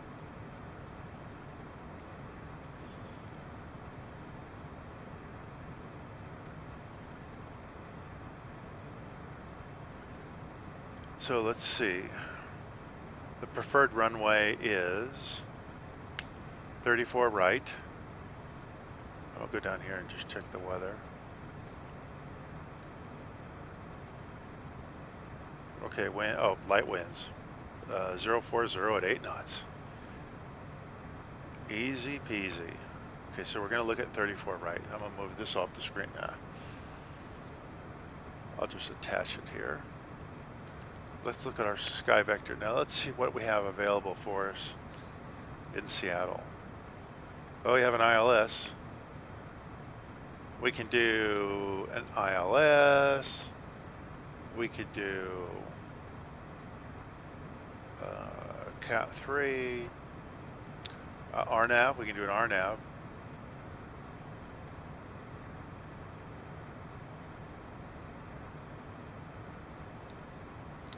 Is that 34 right or 34 left? No, I don't remember.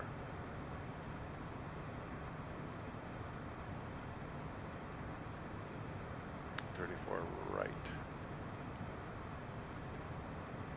Okay, 34 right. We do have an ILS, just a straight ILS. Let's take a look at that.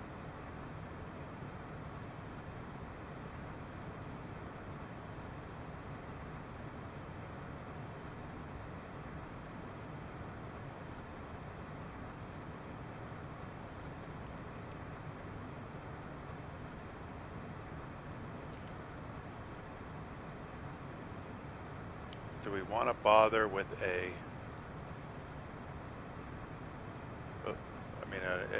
star? Okay, so that beeping means that we have just a little too much power dialed in. Bring it back a little bit. Oh, come on. Bring back the power a little bit more.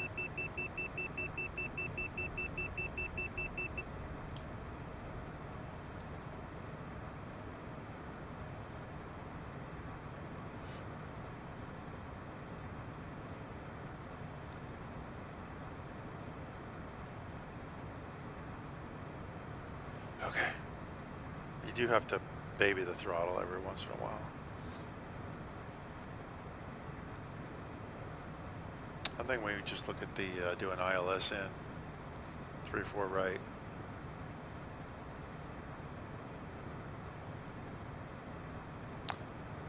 So let's set that up.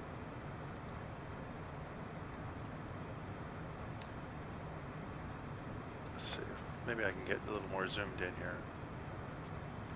There we go. That should be big enough on the screen. All right, we're gonna go to departure, arrivals. So here's our arrivals. We're not gonna worry about the stars. Here's an ILS 16, but we want ILS 34 right. So I'm gonna go next. ILS 34 right. Let's just do that one. Okay. What transition do we want? Well, which transition is going to make the most sense?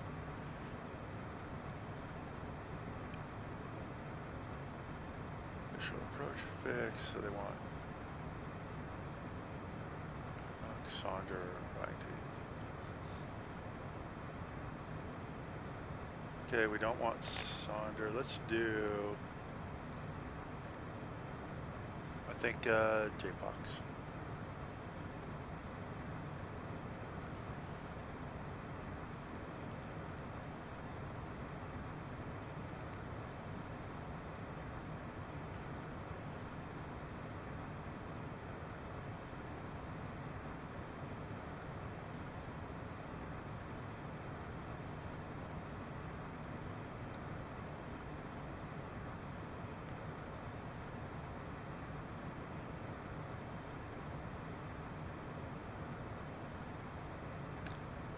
Okay, and everybody's probably wondering, well, wait a second. Why do we have a solid line here? And then we have a bunch of dashed lines here.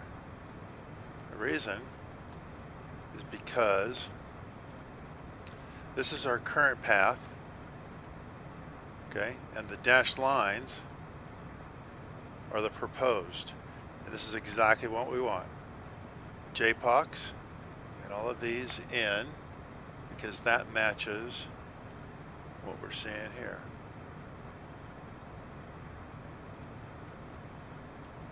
So this looks good to me. Whoop, come on, there we go. So I want to go into the legs page. Okay, those look okay. Ah, look at this, we've got a discontinuity. That's because we've got that blank there. But here's the approach. We're going to click on this, fill this in. And now you can see that the proposal is going to take us here and then into Seattle. That looks pretty good. So let's execute that. Bingo. So that will work out quite nicely.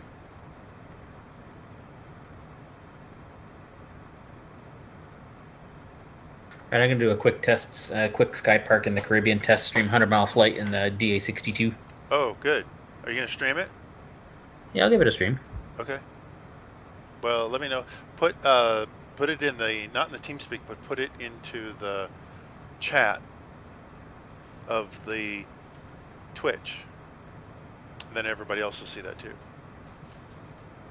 Okay. Okay. So let's go back to our current. Oh, I got the airplane logo back on my. I got the flight sim logo back on my name too.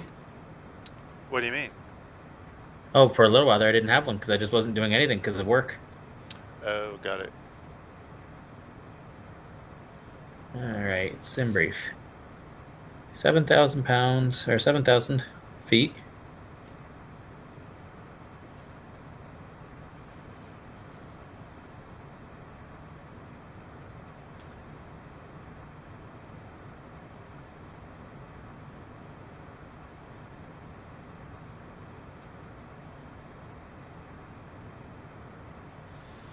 If there are any of you in the channel, if you're curious, you know, what is this? Dismiss that. What's this digital theme park thing? Is that what we do is we actually do a lot of flight training in here. And so we have a lot of different flight events that are going on. These are some of the things that, we got some hot links here, but we have events, challenges, achievement flights, and it's all really fun. Sorry. Go ahead. Jason, go ahead. I'll just apologize for the hot mic. Oh, sorry about that. Anyway, but we take somebody who knows really nothing about flying or wants to get into the hobby, so we really start off from scratch. And then we have a combat section, and again, it's not like we're all pros in here, we're really just learning, but we have different workshops. So let's say you were interested in the F-18. And we have a workshop for the F-18. This kind of explains what it does and the things that we're going to cover. And then here are the missions. They're kind of in reverse order of what you'd think. But we walk through a lot of aspects of the F-18 for this particular workshop. But I mean, it starts off real basic for folks. Example, hey, what is DCS? How do I install it? What's TeamSpeak 3? How to set up my VR? Navigating the interface, navigating the DCS interface. Anyway, that's for combat. Then we have a racing division as well, and we have a farming division. One of my favorites. So we do the farm sim. And we do farming a little bit differently than a lot of the groups. Instead of just joining and you're just blindly doing it, if you get a chance, take a look at this. It's kind of unique. We have fun with it. And then we've got a couple of streamers in here. Hey, Jason, how often do you stream?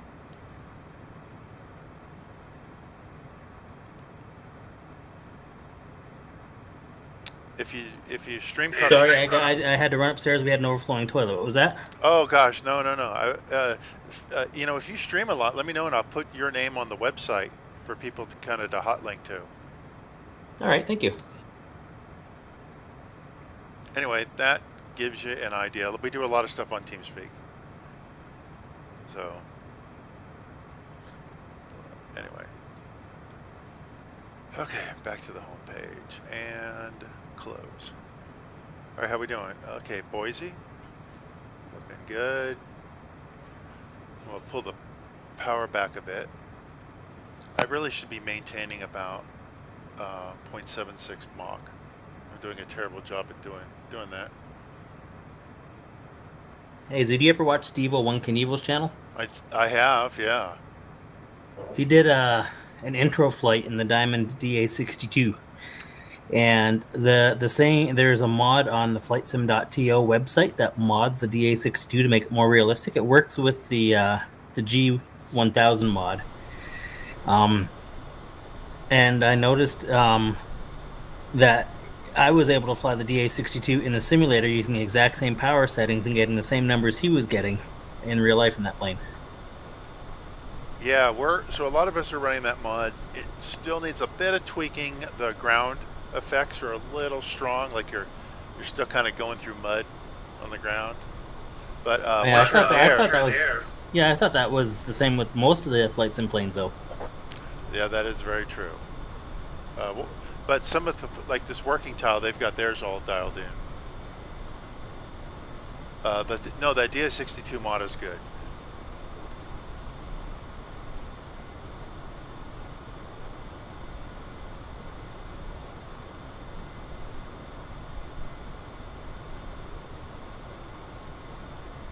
Yeah, I might try and stream with the Rift as well.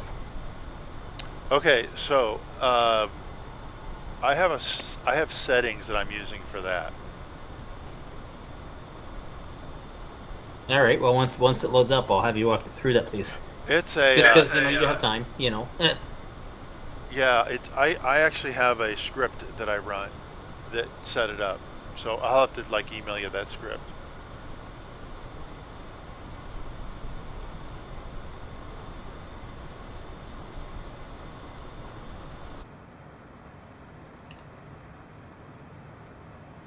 Hey, look at that! Our weather's clearing.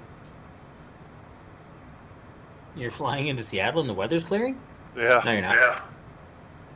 I know it should be the opposite, huh? Oh my God, dude! It's freezing cold here. We're in the middle of a polar vortex here right now, and even in the Vancouver area, it is well below freezing. Well, guess what? We're getting your storms next.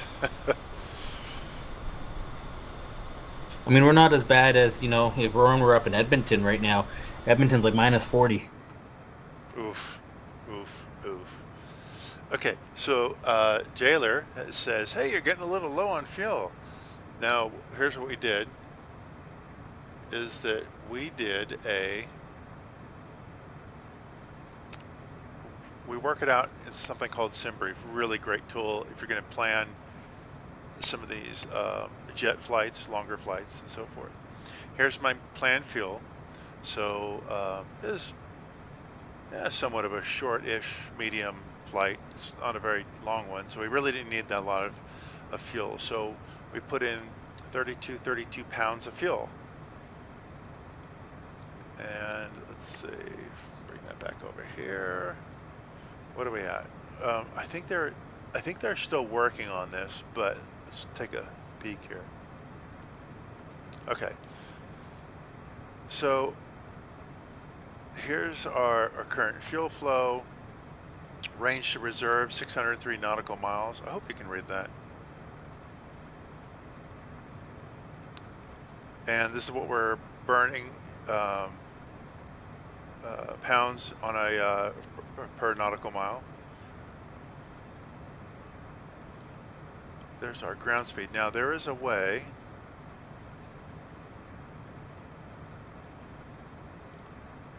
to Seattle that we've got that distance, fuel flow, fuel required. I don't think they've got it fully working yet. But the fuel required to get to Seattle is a little over 800 pounds of fuel, okay? And what we have in there now,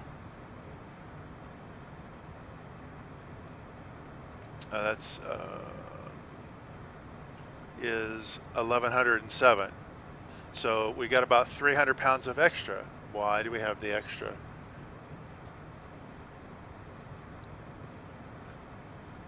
We have the extra because Portland is our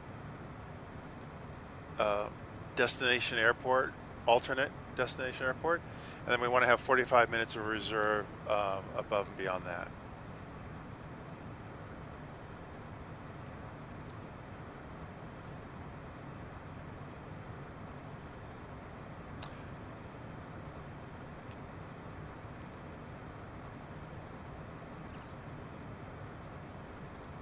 Now you might be asking, well, hey, why don't you just fill the darn thing up, right? Just reset. The reason for that, wait, did I just hit the gear? Oh, darn it. I hit the keys incorrectly. Rookie. Yeah. I hit the F key to center the view and I hit the G key, put the gear down.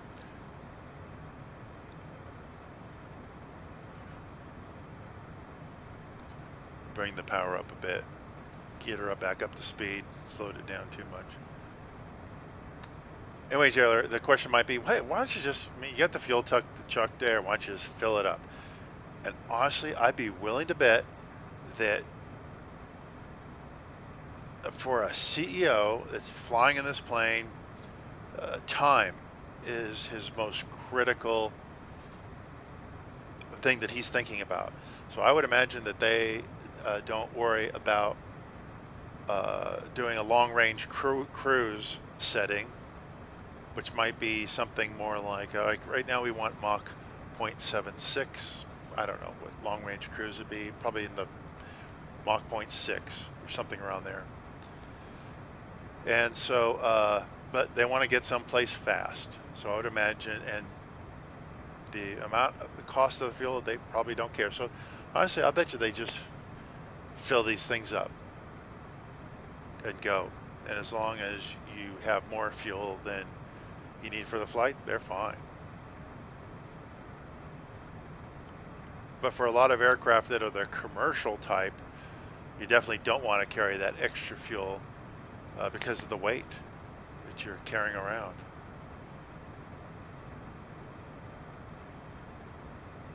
Hey, Jason, you play Kerbal, don't you?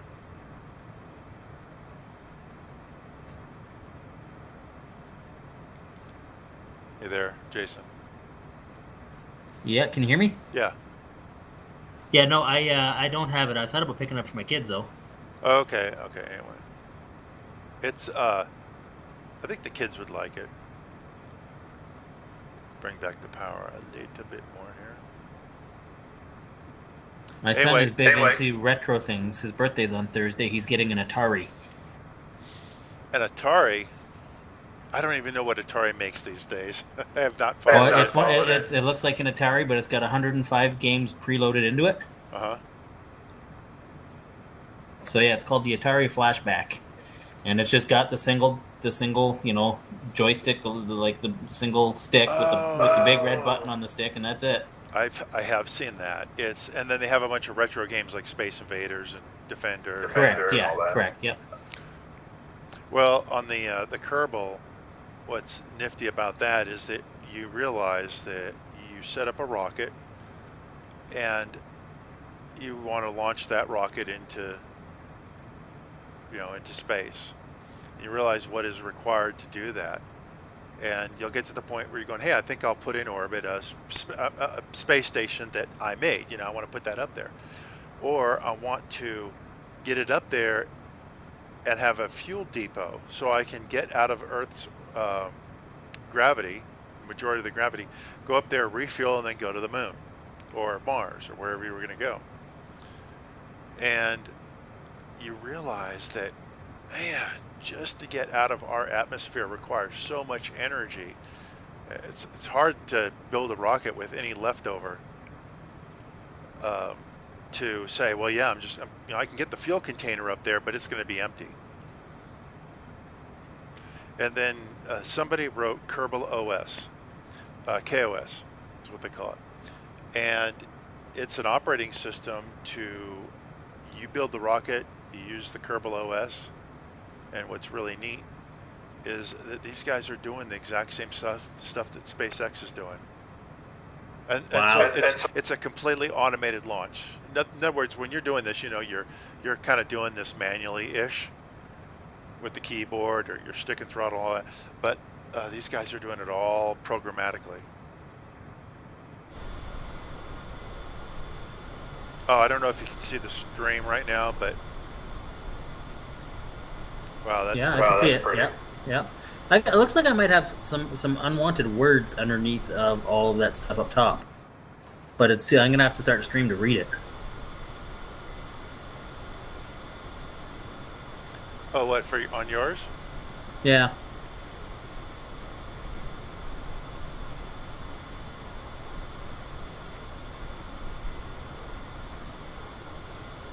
Rittler, Micus. I wonder if that's my flight plan. That's what it's doing.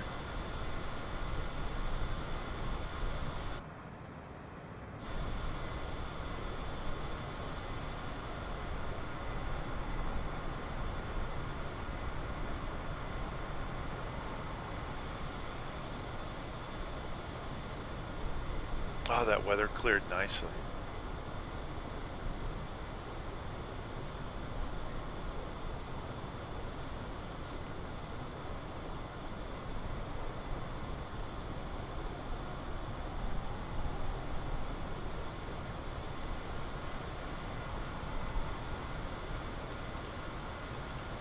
Oh, let's see.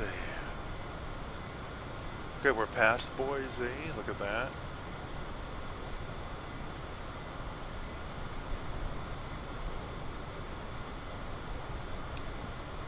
Portland, Yakima, Seattle.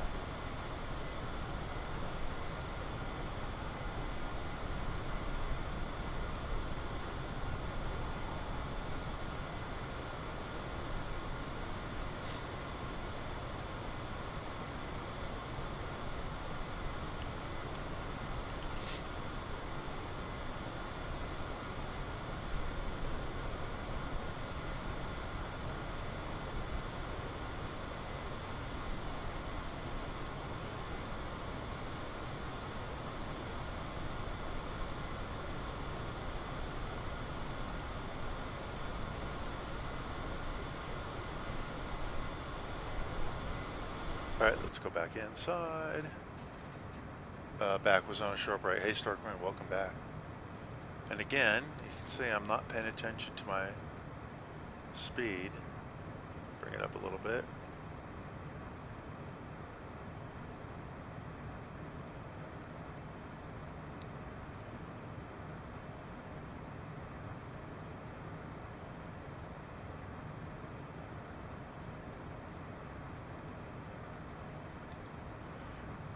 .73, looking for 0.76.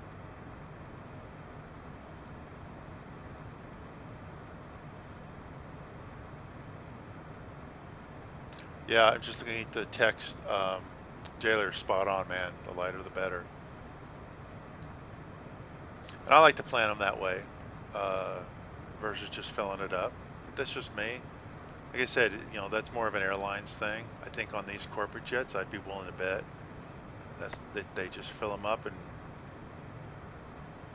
go from there.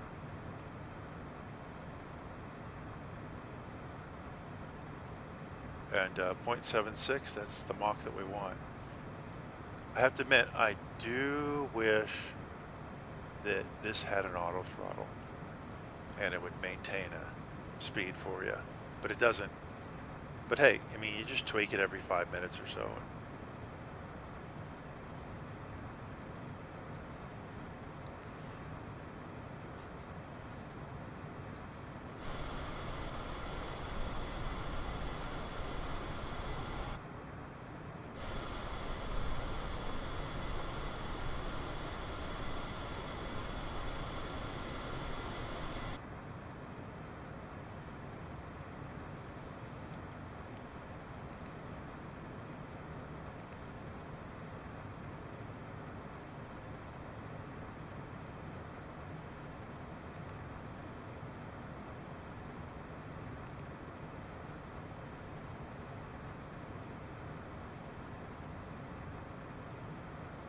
Yeah, I've turned on the weather radar. We can see just a light bit of weather around us.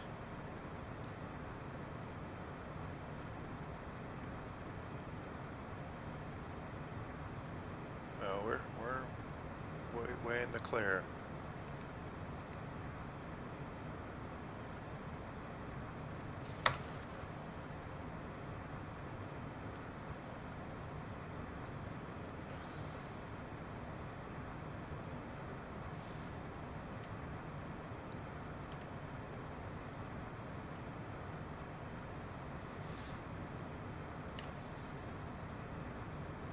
And the reason the screen gets kind of jittery and then solid, I'm using track IR.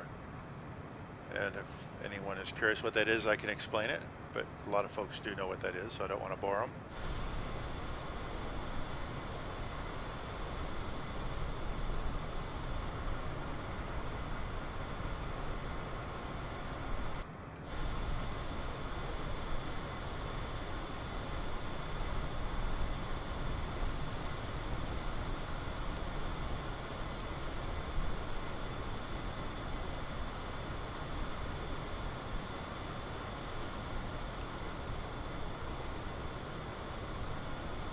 Oh yeah, turned out to be really good visuals.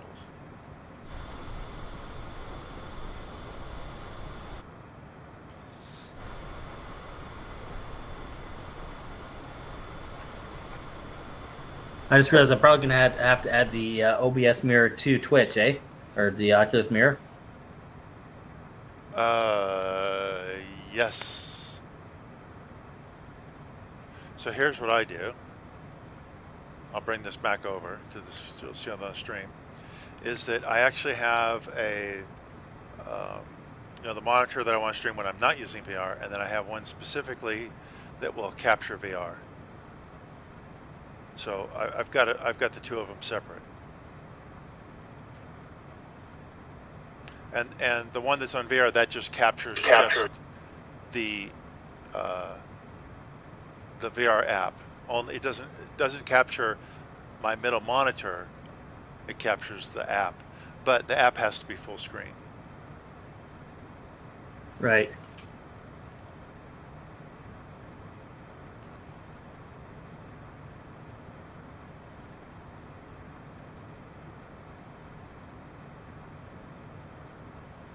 And for those that have joined us, welcome. Feel free to subscribe if you'd like to. Types of things that I stream are usually more on the simulator side, but you'll see on the channel, there's some train sim stuff in there. I tried Goat Simulator, that lasted all of 5 minutes.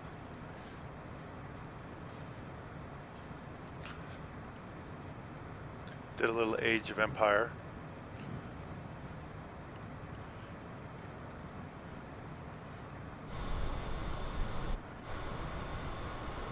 This is a good time to go grab some water.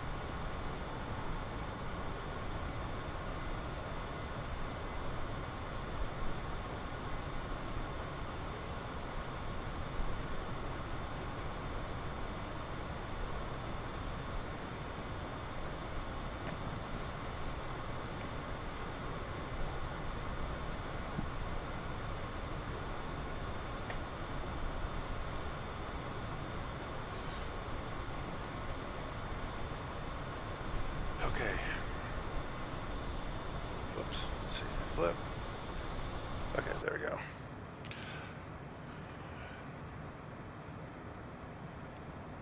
So Oculus Mirror would just be another game capture, correct? It would be Or display capture?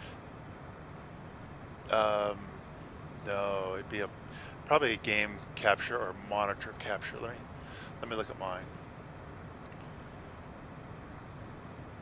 Yeah, I figured it might be a display capture. It is.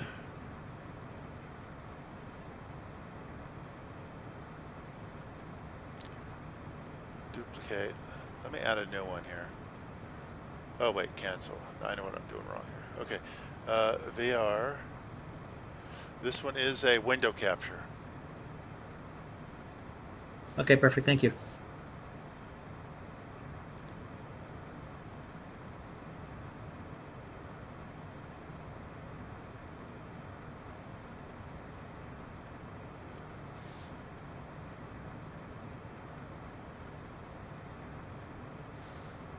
Let's see, how are we doing?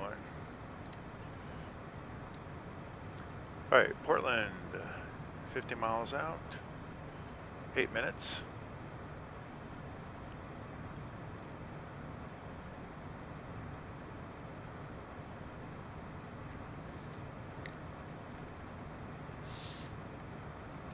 Now for the observant ones in the channel, you'll see you've got this TOD green circle about 100 miles out. Who can type in the text chat what that is? What does TOD stand for? As the test.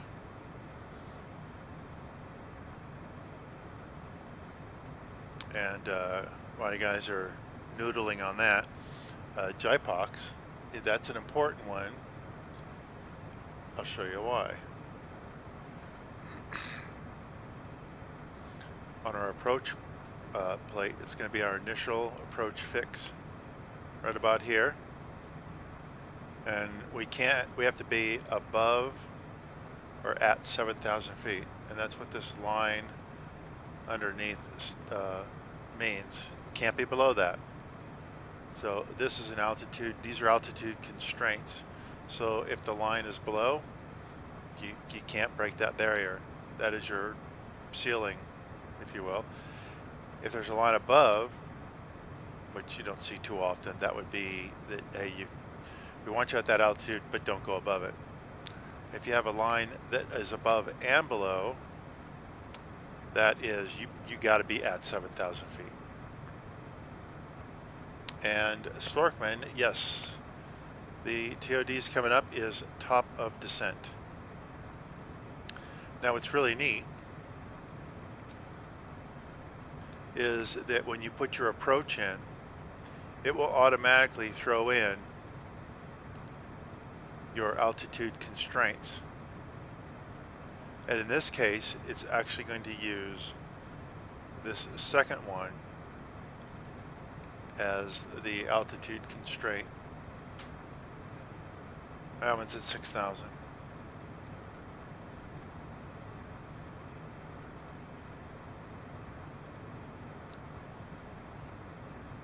And very good, Storkman. That is a correct answer. Zoom back in. Bring up the power a little bit. Okay, that top of descent is still about 80 miles out. Oh, hey, by the way, Jason, on the new CJ4 mod that's upcoming. They're actually going to have on this upper flight plan, they're going to put your top of descent, how many minutes out, the UTC time on it, and the mileage out. That's going to be neat.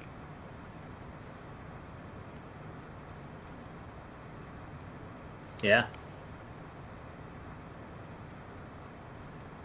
Okay, now to figure out how to get it to work.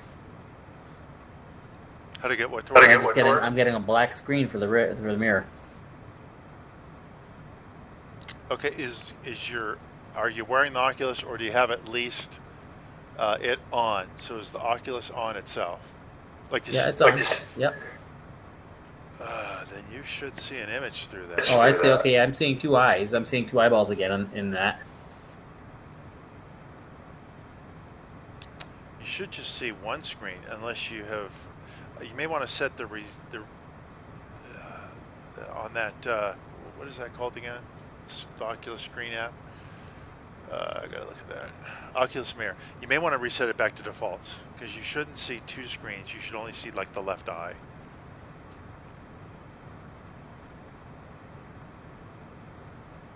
Yeah, it's just a black screen for me. Huh. Yeah, all that's doing is it's just taking the image that you're seeing, and as long as your Rift is on, as in, you know, if you look through the lens, you see your dashboard. Yeah, it's definitely on. Okay, yeah, it should definitely appear there. I think you have a reset to defaults.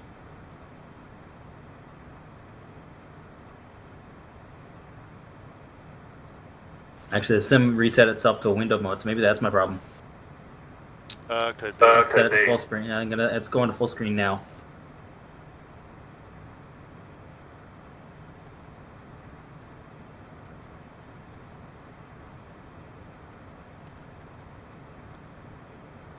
All right, since we're going to do a precision approach on this, an ILS approach, using the instrument landing system, is that on this approach plate, let's see, let me blow this up. Can I blow it up like this?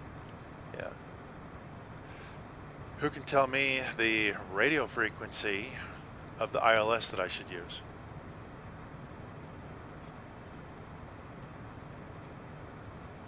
And if you can't see it, I can always zoom in even more.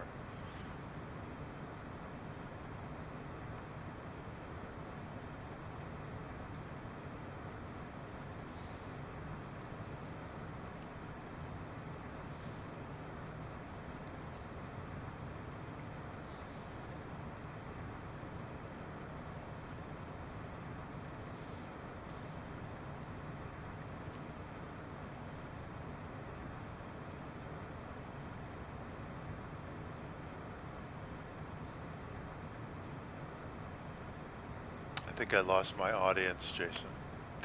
Uh-oh. I probably gonna, oh, screw this, man. He's gonna ask us questions, put us on the spot. Anyway, the localizer and glide slope frequency is here, and up here. 110.30 is our frequency. And your User joined your channel. Hey, Zach. Hey guys. Hey, good evening. Hey, Zach. How you doing? Well. I'm gonna let you and Jason talk there. I am streaming and talking to my audience. I'm trying to figure out how to get rid of I got the menu bar up in the VR, like the one where you can select your weather and your weight and your cameras, and gotta figure out how to get rid of that menu. Yeah, let me answer that a little bit later. That's fine. No hurry. We're getting some breathing from you. There's X, but I'm just gonna go kind of quiet on the stream or the TeamSpeak. Okay. Yeah, that was X Starkman. Okay, so the question was, what is the frequency for the ILS? And it is right here in the corner, 110.30. And a lot of people are wondering, it's repeated here. Man, what are all these little dots and stuff here? This is actually, if you dial in to your nav radio, 110.30, and you turn on your audio, and I don't think it works in here. Oh wait, it's down here. Let's make sure we don't miss our top of descent too. Tune. So I would dial in here. Let's dial it in now. Okay. Right now these frequencies are on manual. There's going to be an auto mode. I don't think the auto. Let's see if I don't know if auto works yet.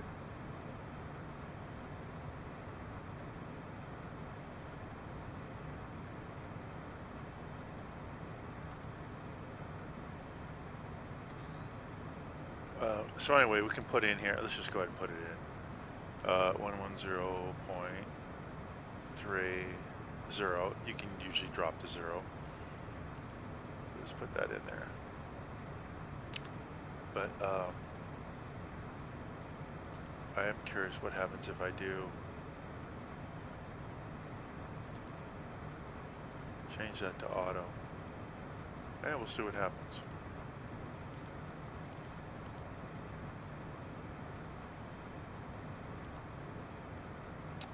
Huh, well, it did this.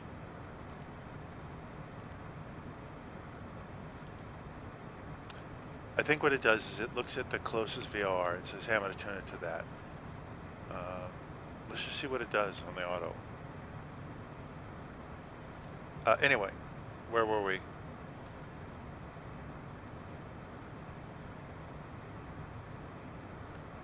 Uh-oh, did the stream end? Somebody said it did. Okay, Zach says no, thank you. All right, back to this. Anyway, what you can do is you can, on your radio panel, don't know if it's implemented yet, but you can actually turn on and listen, and you'll hear, this is Morse code. So you'll hear this da da da da da da da, and then there's a long da. So you'd actually hear that.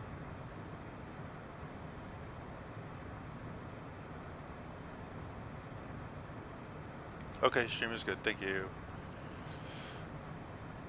All right, so we're coming up to our top of descent. Let's figure out what we're gonna do here.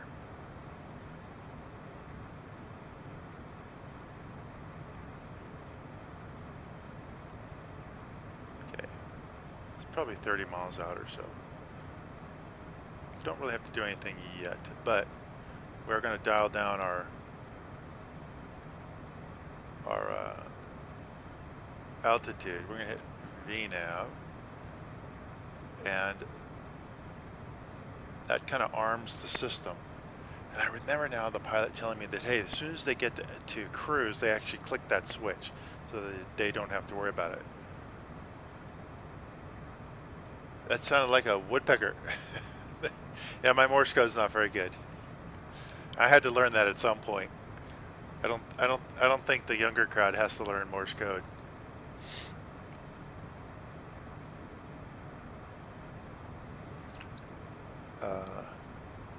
Anyway. All right, so yeah, this VNAV button, I remember one of the pilots saying that they just click that right at altitude once they reach it, and then they don't have to worry about it for top of descent, and then all you gotta do is you dial down the altimeter, and at this top of descent, the plane starts to descend. And you do have to manage the throttle, but let's go back to this real quick. I also asked the question to a pilot, is that, hey, what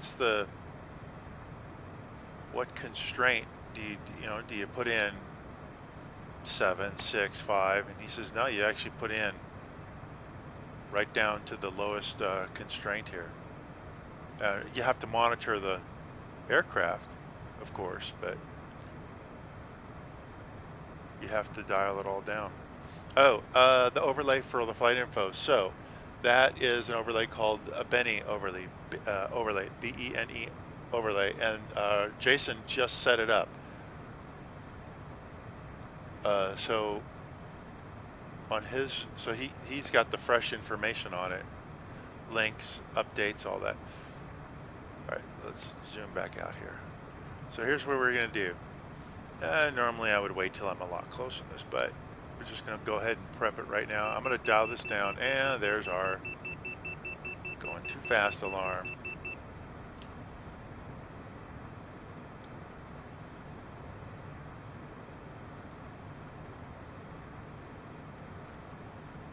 All right, so let's go ahead and dial this down. And we're going to go to around 1,000. 1,040.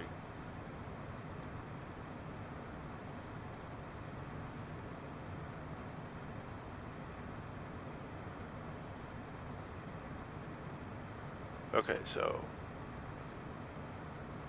I'm gonna go 1,100 on that. because I should capture the ILS here at 2200.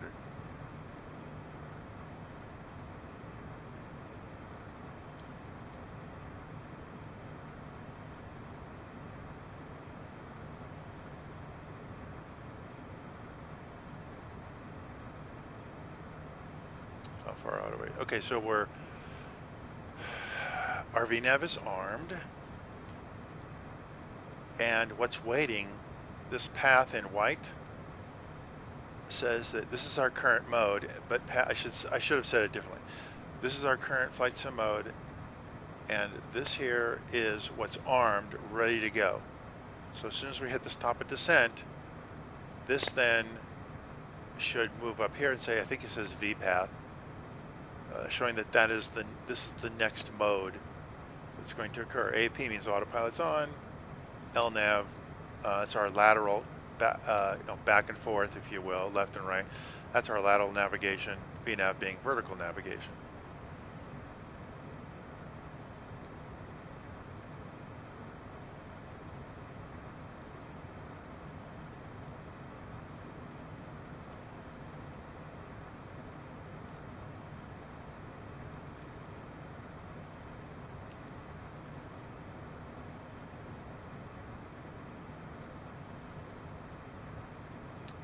Let's check our weather here.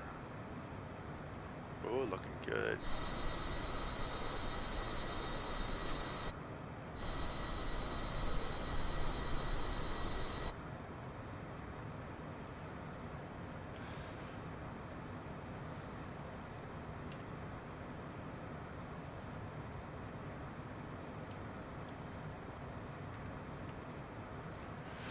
Okay, how we doing? Okay, so a couple of the other indicators in here. This little magenta ball, once we hit our top of descent, we're going to see something come up when we're 10 seconds before, I think is what it does. We're going to descend at about 1600 feet per minute is what that's telling us. Usually it'll, there's our magenta star. It's going to come down here. About here, it starts to take over. This usually goes down to about 2.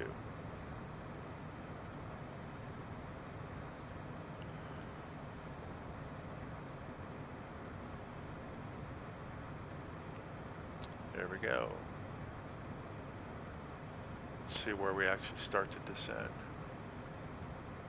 Okay, there's our flashing, 5 seconds before. There it goes.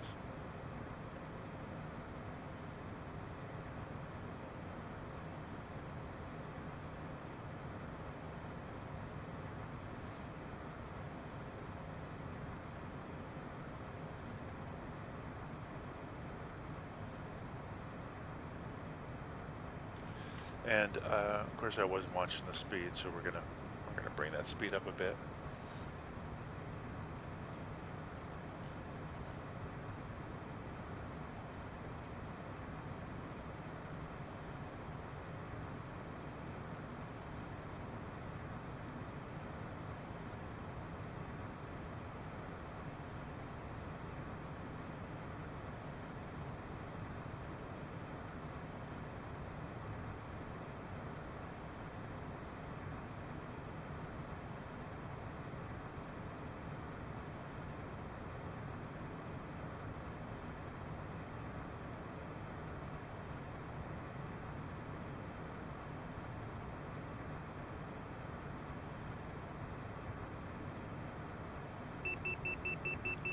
Bringing back the power.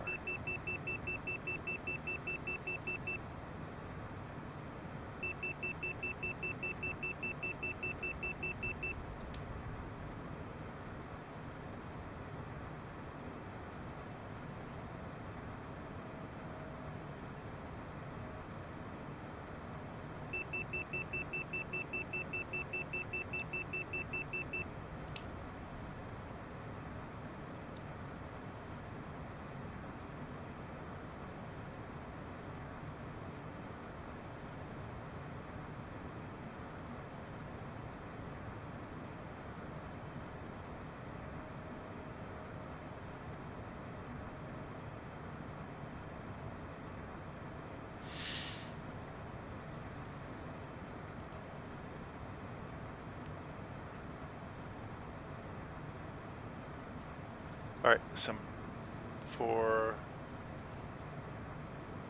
the person that asked about the fuel earlier, let's just go, flight log, let's just go check it.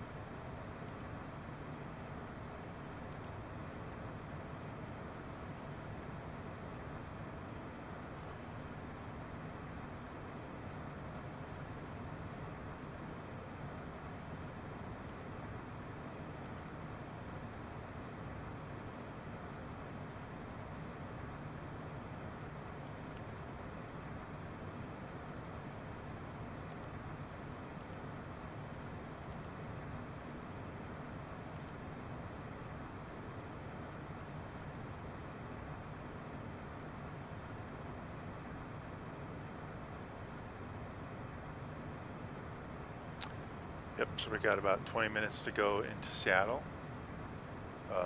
We have an hour and 28 minutes of reserve.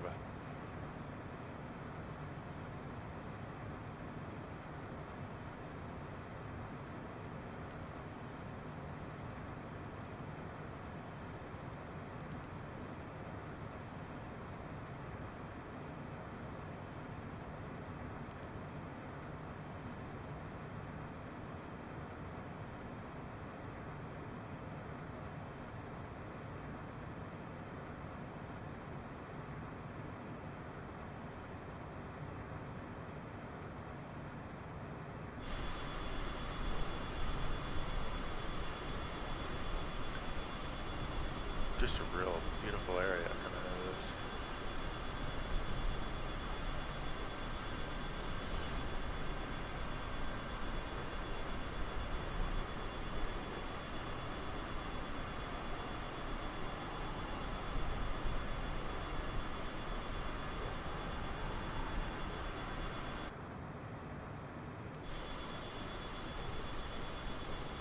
Yeah, that overlay works pretty good. There's a couple of them out there. There was another one.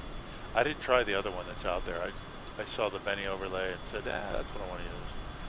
And that's the one that Levon's using, that one. One of the other guys. But no, it's got some cool stuff on there. Now you don't see that when you're, it's like I don't see that on my screen. That is only in the stream.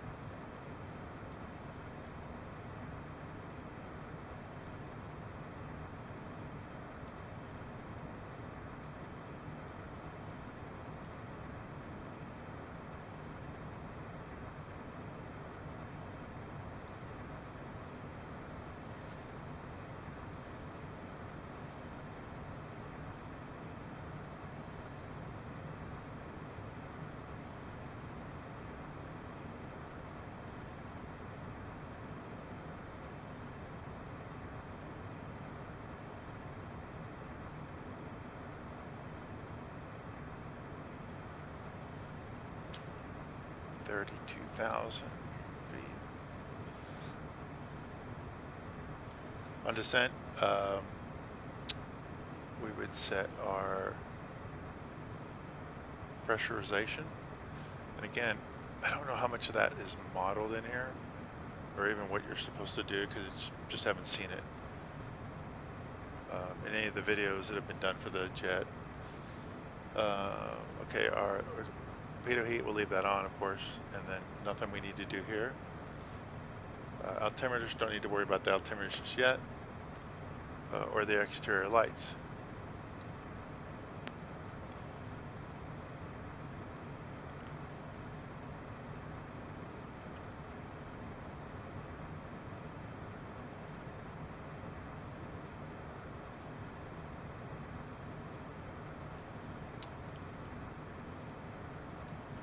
But there was something I was going to do.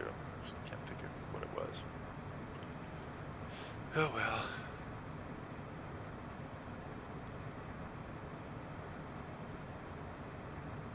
And I don't know if the radios work. On the nav, we wanted to hear it.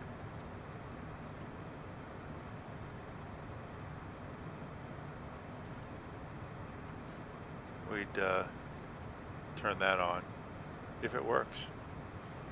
Don't know if it works yet.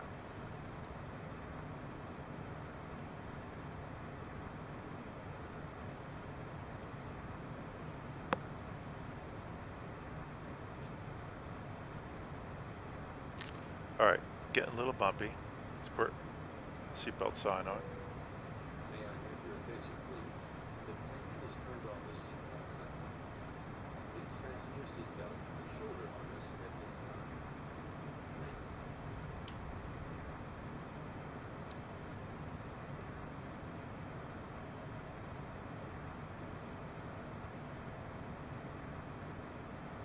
All right, now here's the trick, is that this airplane, once you reach you get the capability of doing 290. You keep it right at 290 or thereabouts. It's bouncing all over the place, so we're just gonna have to do the best we can.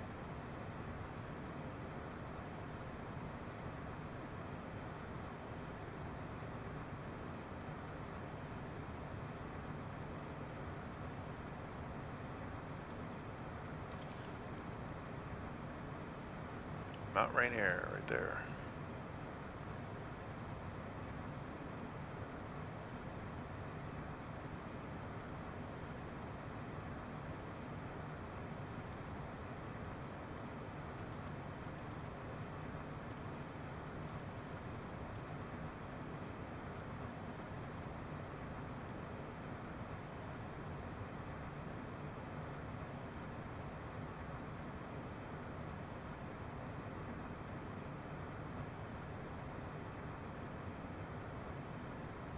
Now,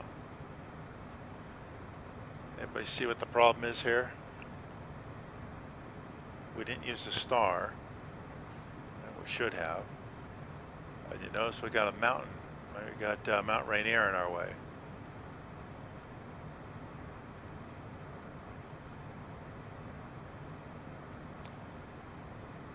So, question is, what we're going to do is that we can divert around that. Let's do this. Let's go to heading mode.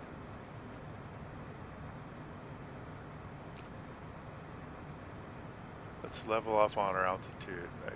Be around 25,000.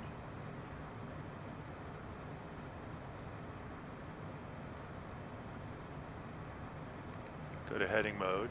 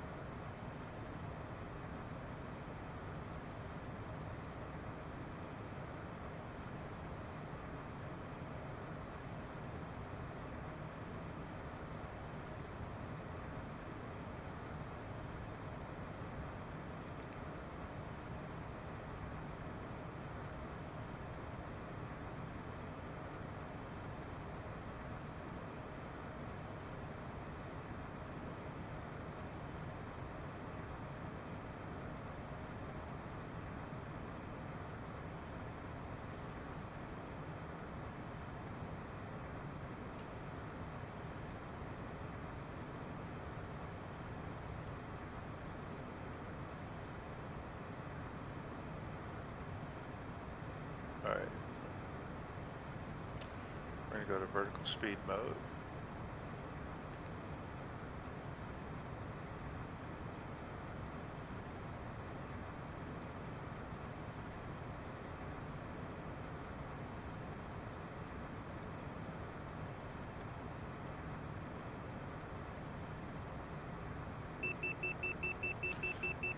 far back?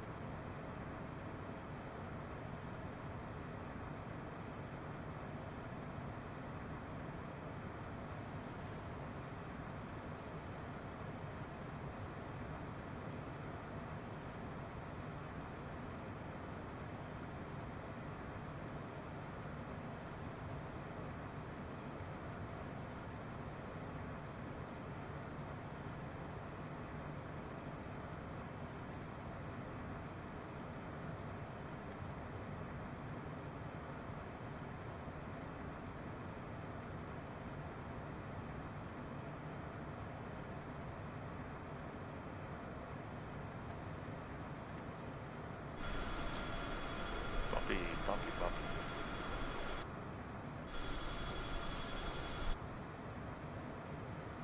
Mountains look good.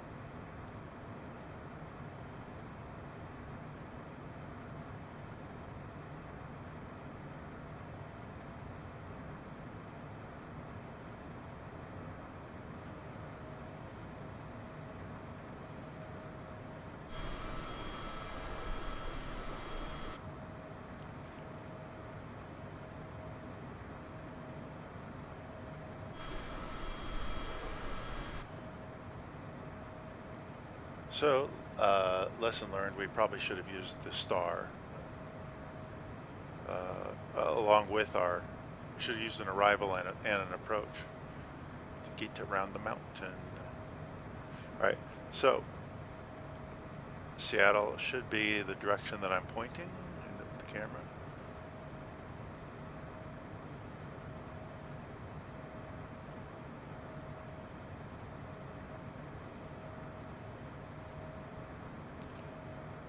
Okay, so we're below 18. Mountain looks okay. Let's go back to lateral navigation.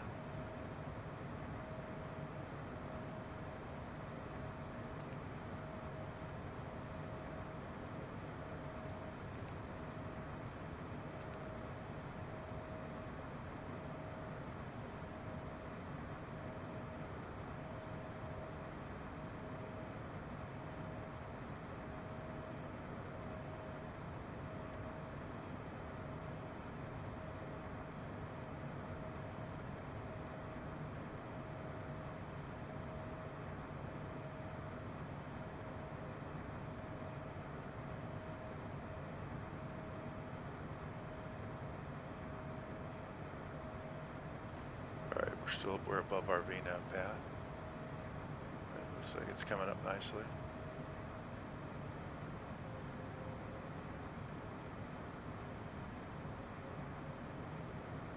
Well, we avoided Mount Rainier. Okay, so we're below 18. This should, in theory, arm.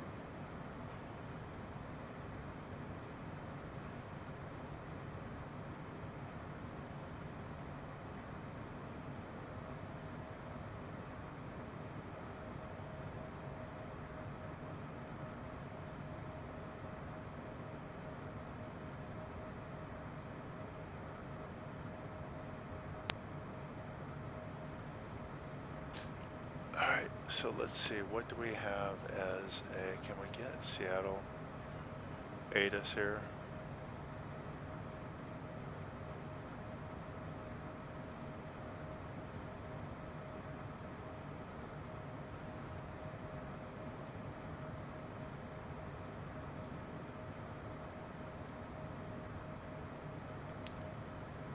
Seattle Tacoma ATIS. See what they say. Seattle Airport information, India 16000. Wind calm. Visibility 10. Sky conditions.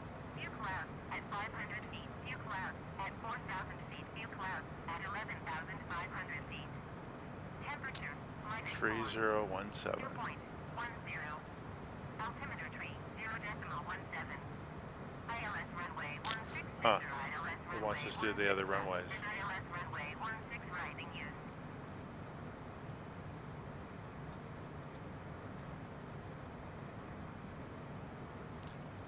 And I'm not sure what to trust on the weather. 3005.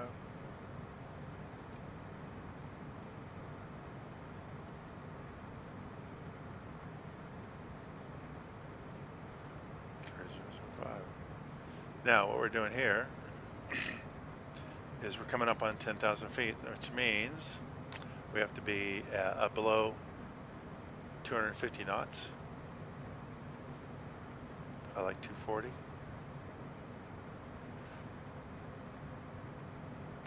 And we're going to chime the back, turn our landing lights. Attention, please. We use our strobes. Don't need that logo on. Thank you.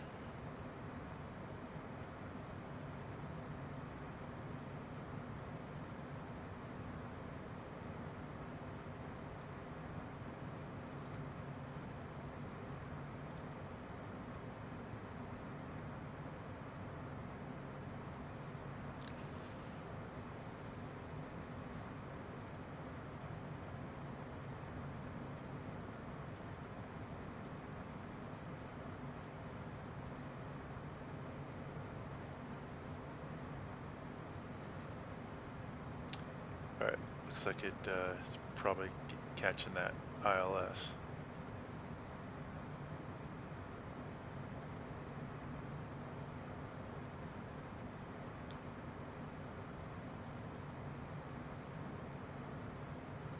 We can probably go ahead and arm it.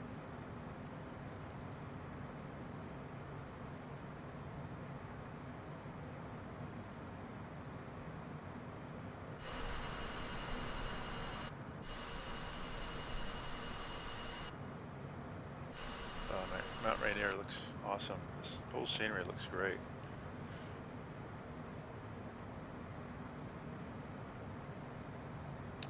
Oh, got the runway in sight. Should be right about there.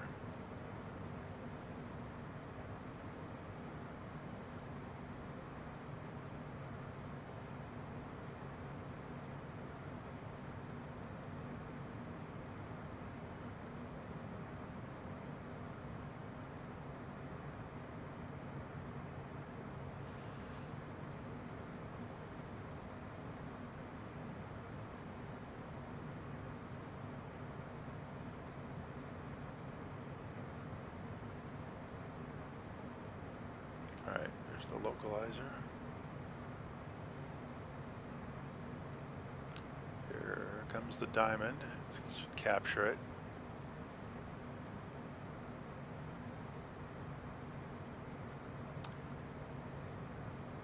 Oh, yeah, make your landing predictions.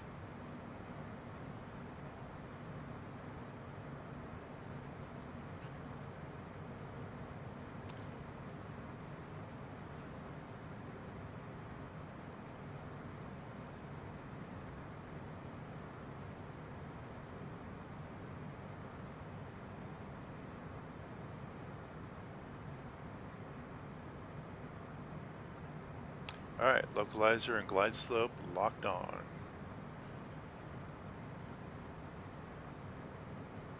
A little wobbly.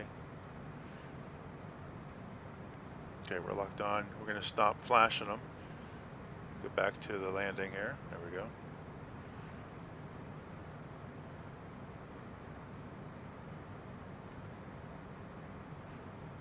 I'm going to slow to about 220.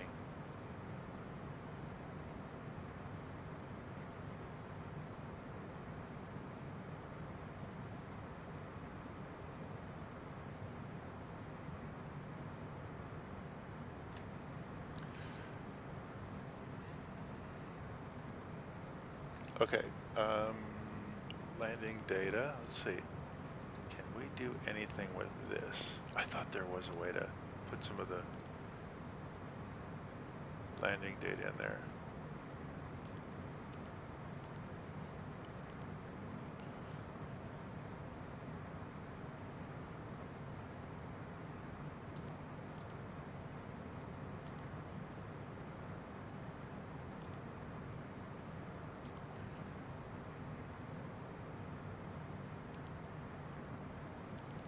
There was a way to put in the minimums. One of the guys was showing me. I just don't remember how to do that.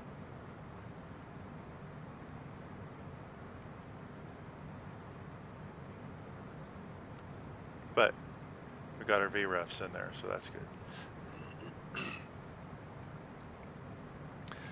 So let's see our approach.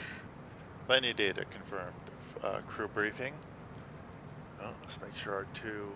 Yeah, they're on. Minimums set. Fuel transfer selector should be off. Confirmed off. Exterior lights as required. Done. Ice protection systems as required. Done. Flaps 15. Yeah, we'll get the flaps in there real soon. Passenger briefing complete. Seats upright and on board. Seat belts adjusted secure. Passenger safety button on. Not sure what that is. Pressurization. Again, not sure any of that works.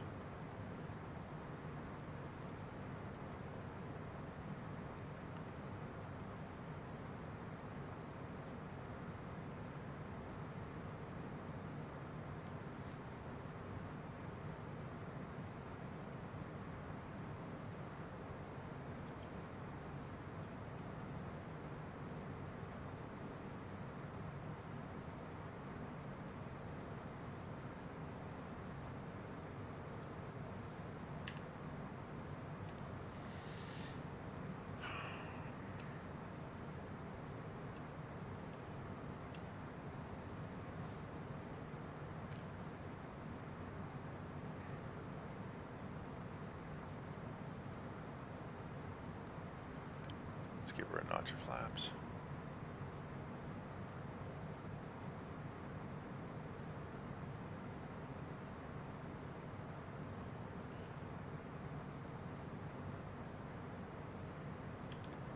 Get that gear down.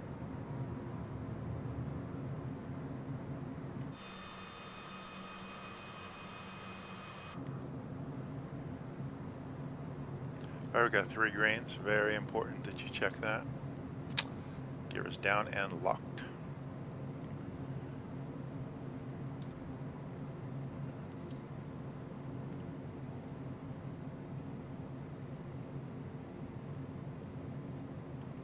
Upcoming is our VREF speeds.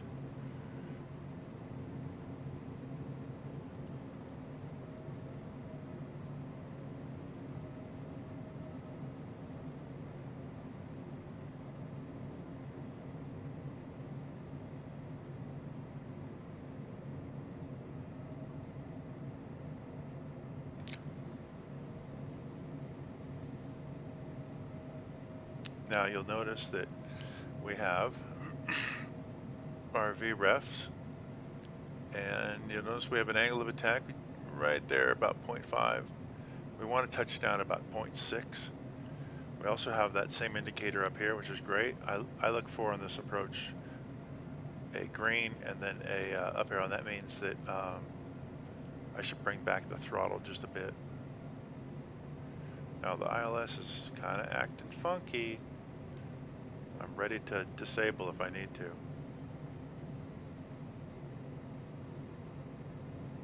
But I can see our VASI lights. We have white and red, that's good.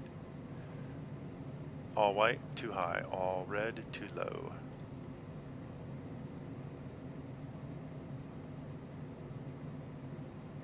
Altitude. Okay. Looking good.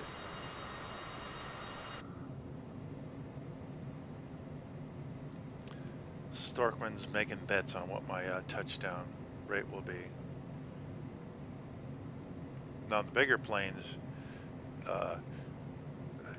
you want to get it down and have a nice, solid, firm landing versus trying to grease it in each time.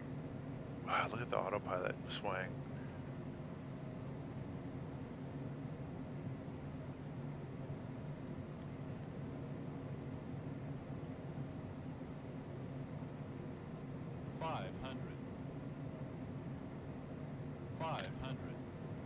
Now 200 is our minimums.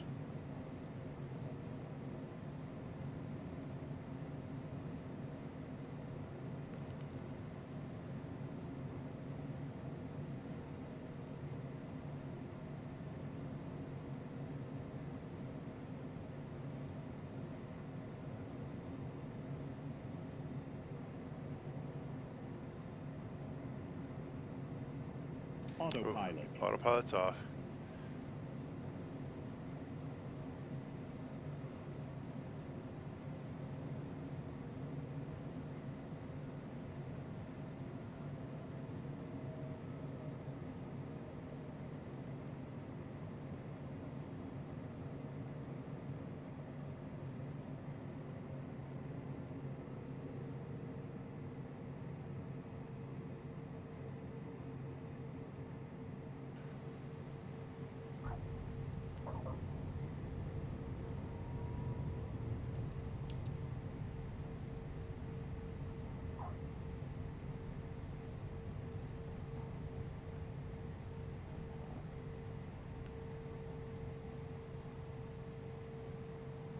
Okay, now, weird enough, my rudder pedals seem to go to sleep, so that's why I'm off.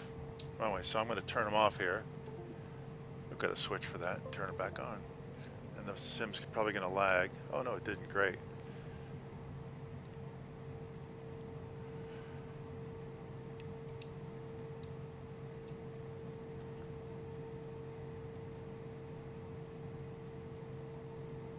Yeah, so Storkman, what was the number?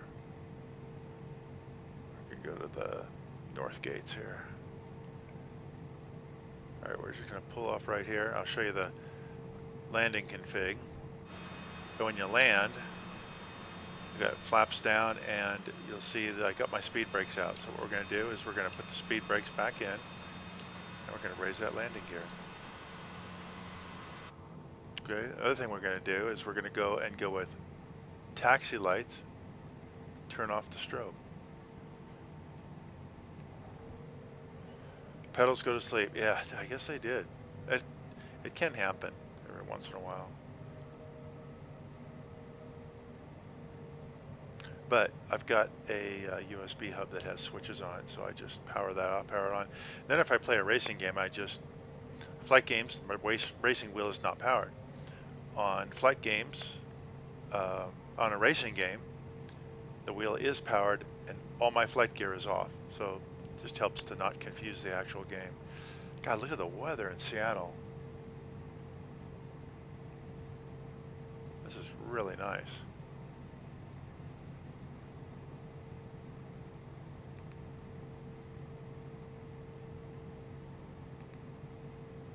Now the yaw damper looks like it somewhat functional. Weird.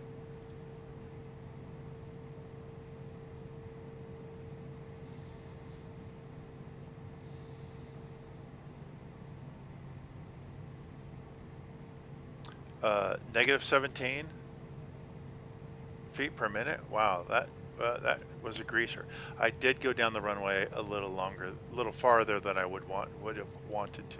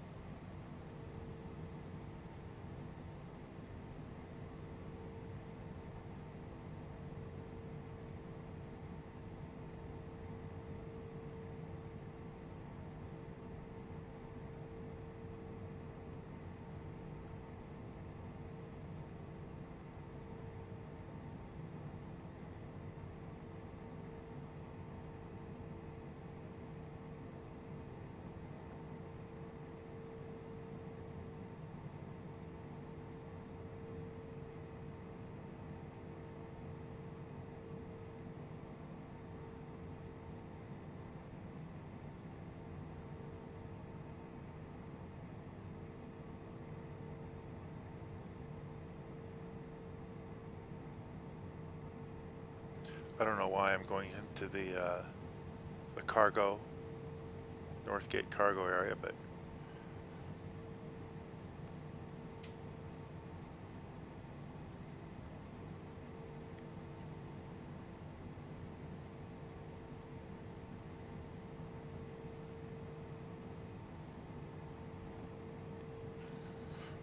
I probably don't have a pushback cart here, so I'm going to do this.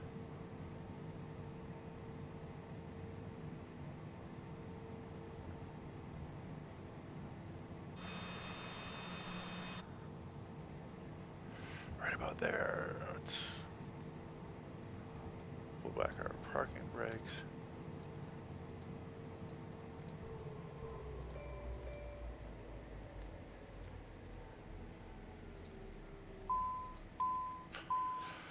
Okay. Let's quiet that down.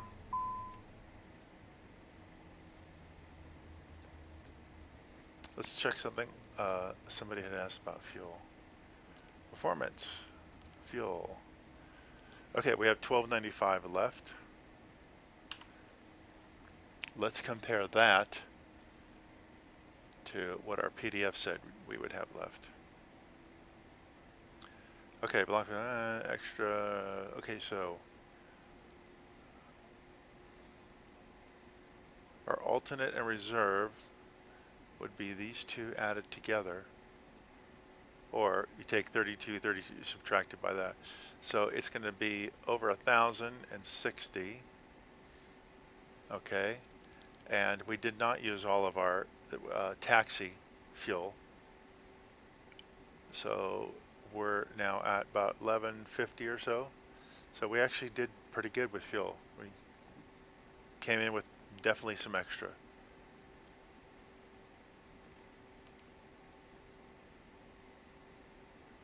Oh, wait a second.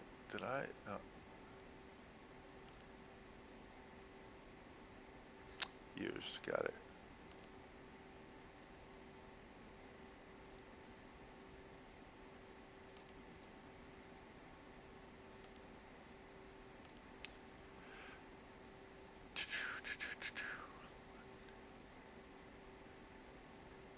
Oh, I wonder if this is, I should check to see if this is working. So we took off at 1437 Zulu and landed at 1627 Zulu. Yeah, that's probably right. An hour and 50 minutes. Again, let's check our... Hey, you're welcome, Storkman.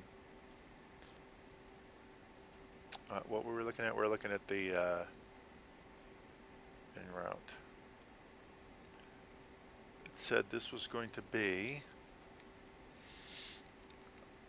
where is that information?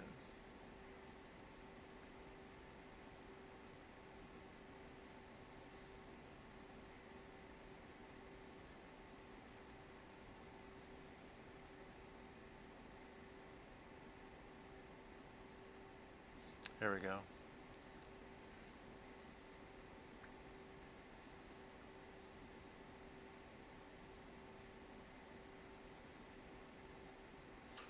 No, we didn't take off at these exact times.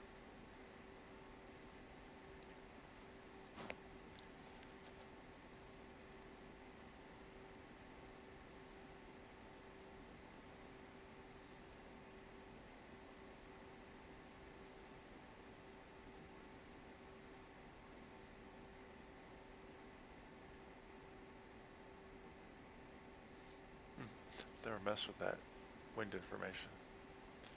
Okay, well, anyway. So, what do we do now? Come in here, we turn off the avionics switch.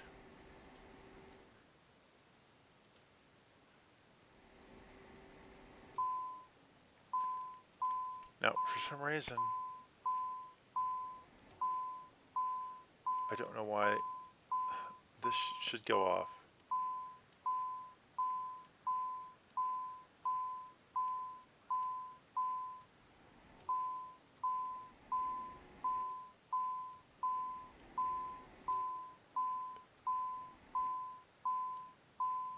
That is definitely bugged. It's happened before.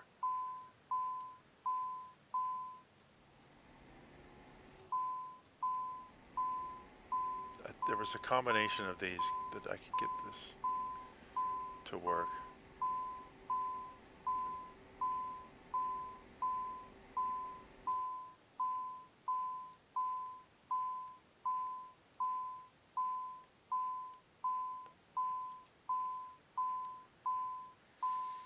Well, we killed that. Yeah. I'm not sure what the bug is, but this should not be on. And we are shut down.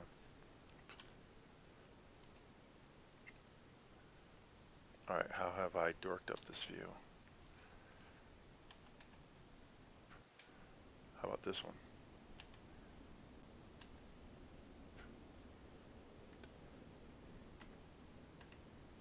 There we go. God, look at the weather. How is Seattle this nice? You know, I didn't see any other characters flying around. Do I have my AI traffic type? Oh, real-time online or AI.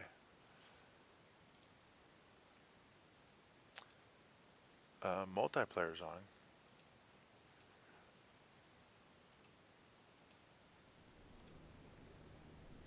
Take a peek around. Okay, a couple people. But generally quiet.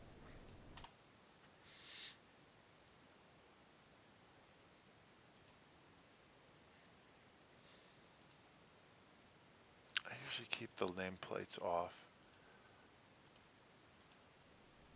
I don't have to look at them. Okay, well, there you go. That concludes the flight. And I'm sure I'll be streaming more flights to come. So everybody have a good evening. And thanks for the folks that followed. I appreciate that. Interesting on the multiplayer. Yeah, it's quiet tonight at Seattle. Usually this place can get pretty crazy. All right, guys. Enjoy yourselves.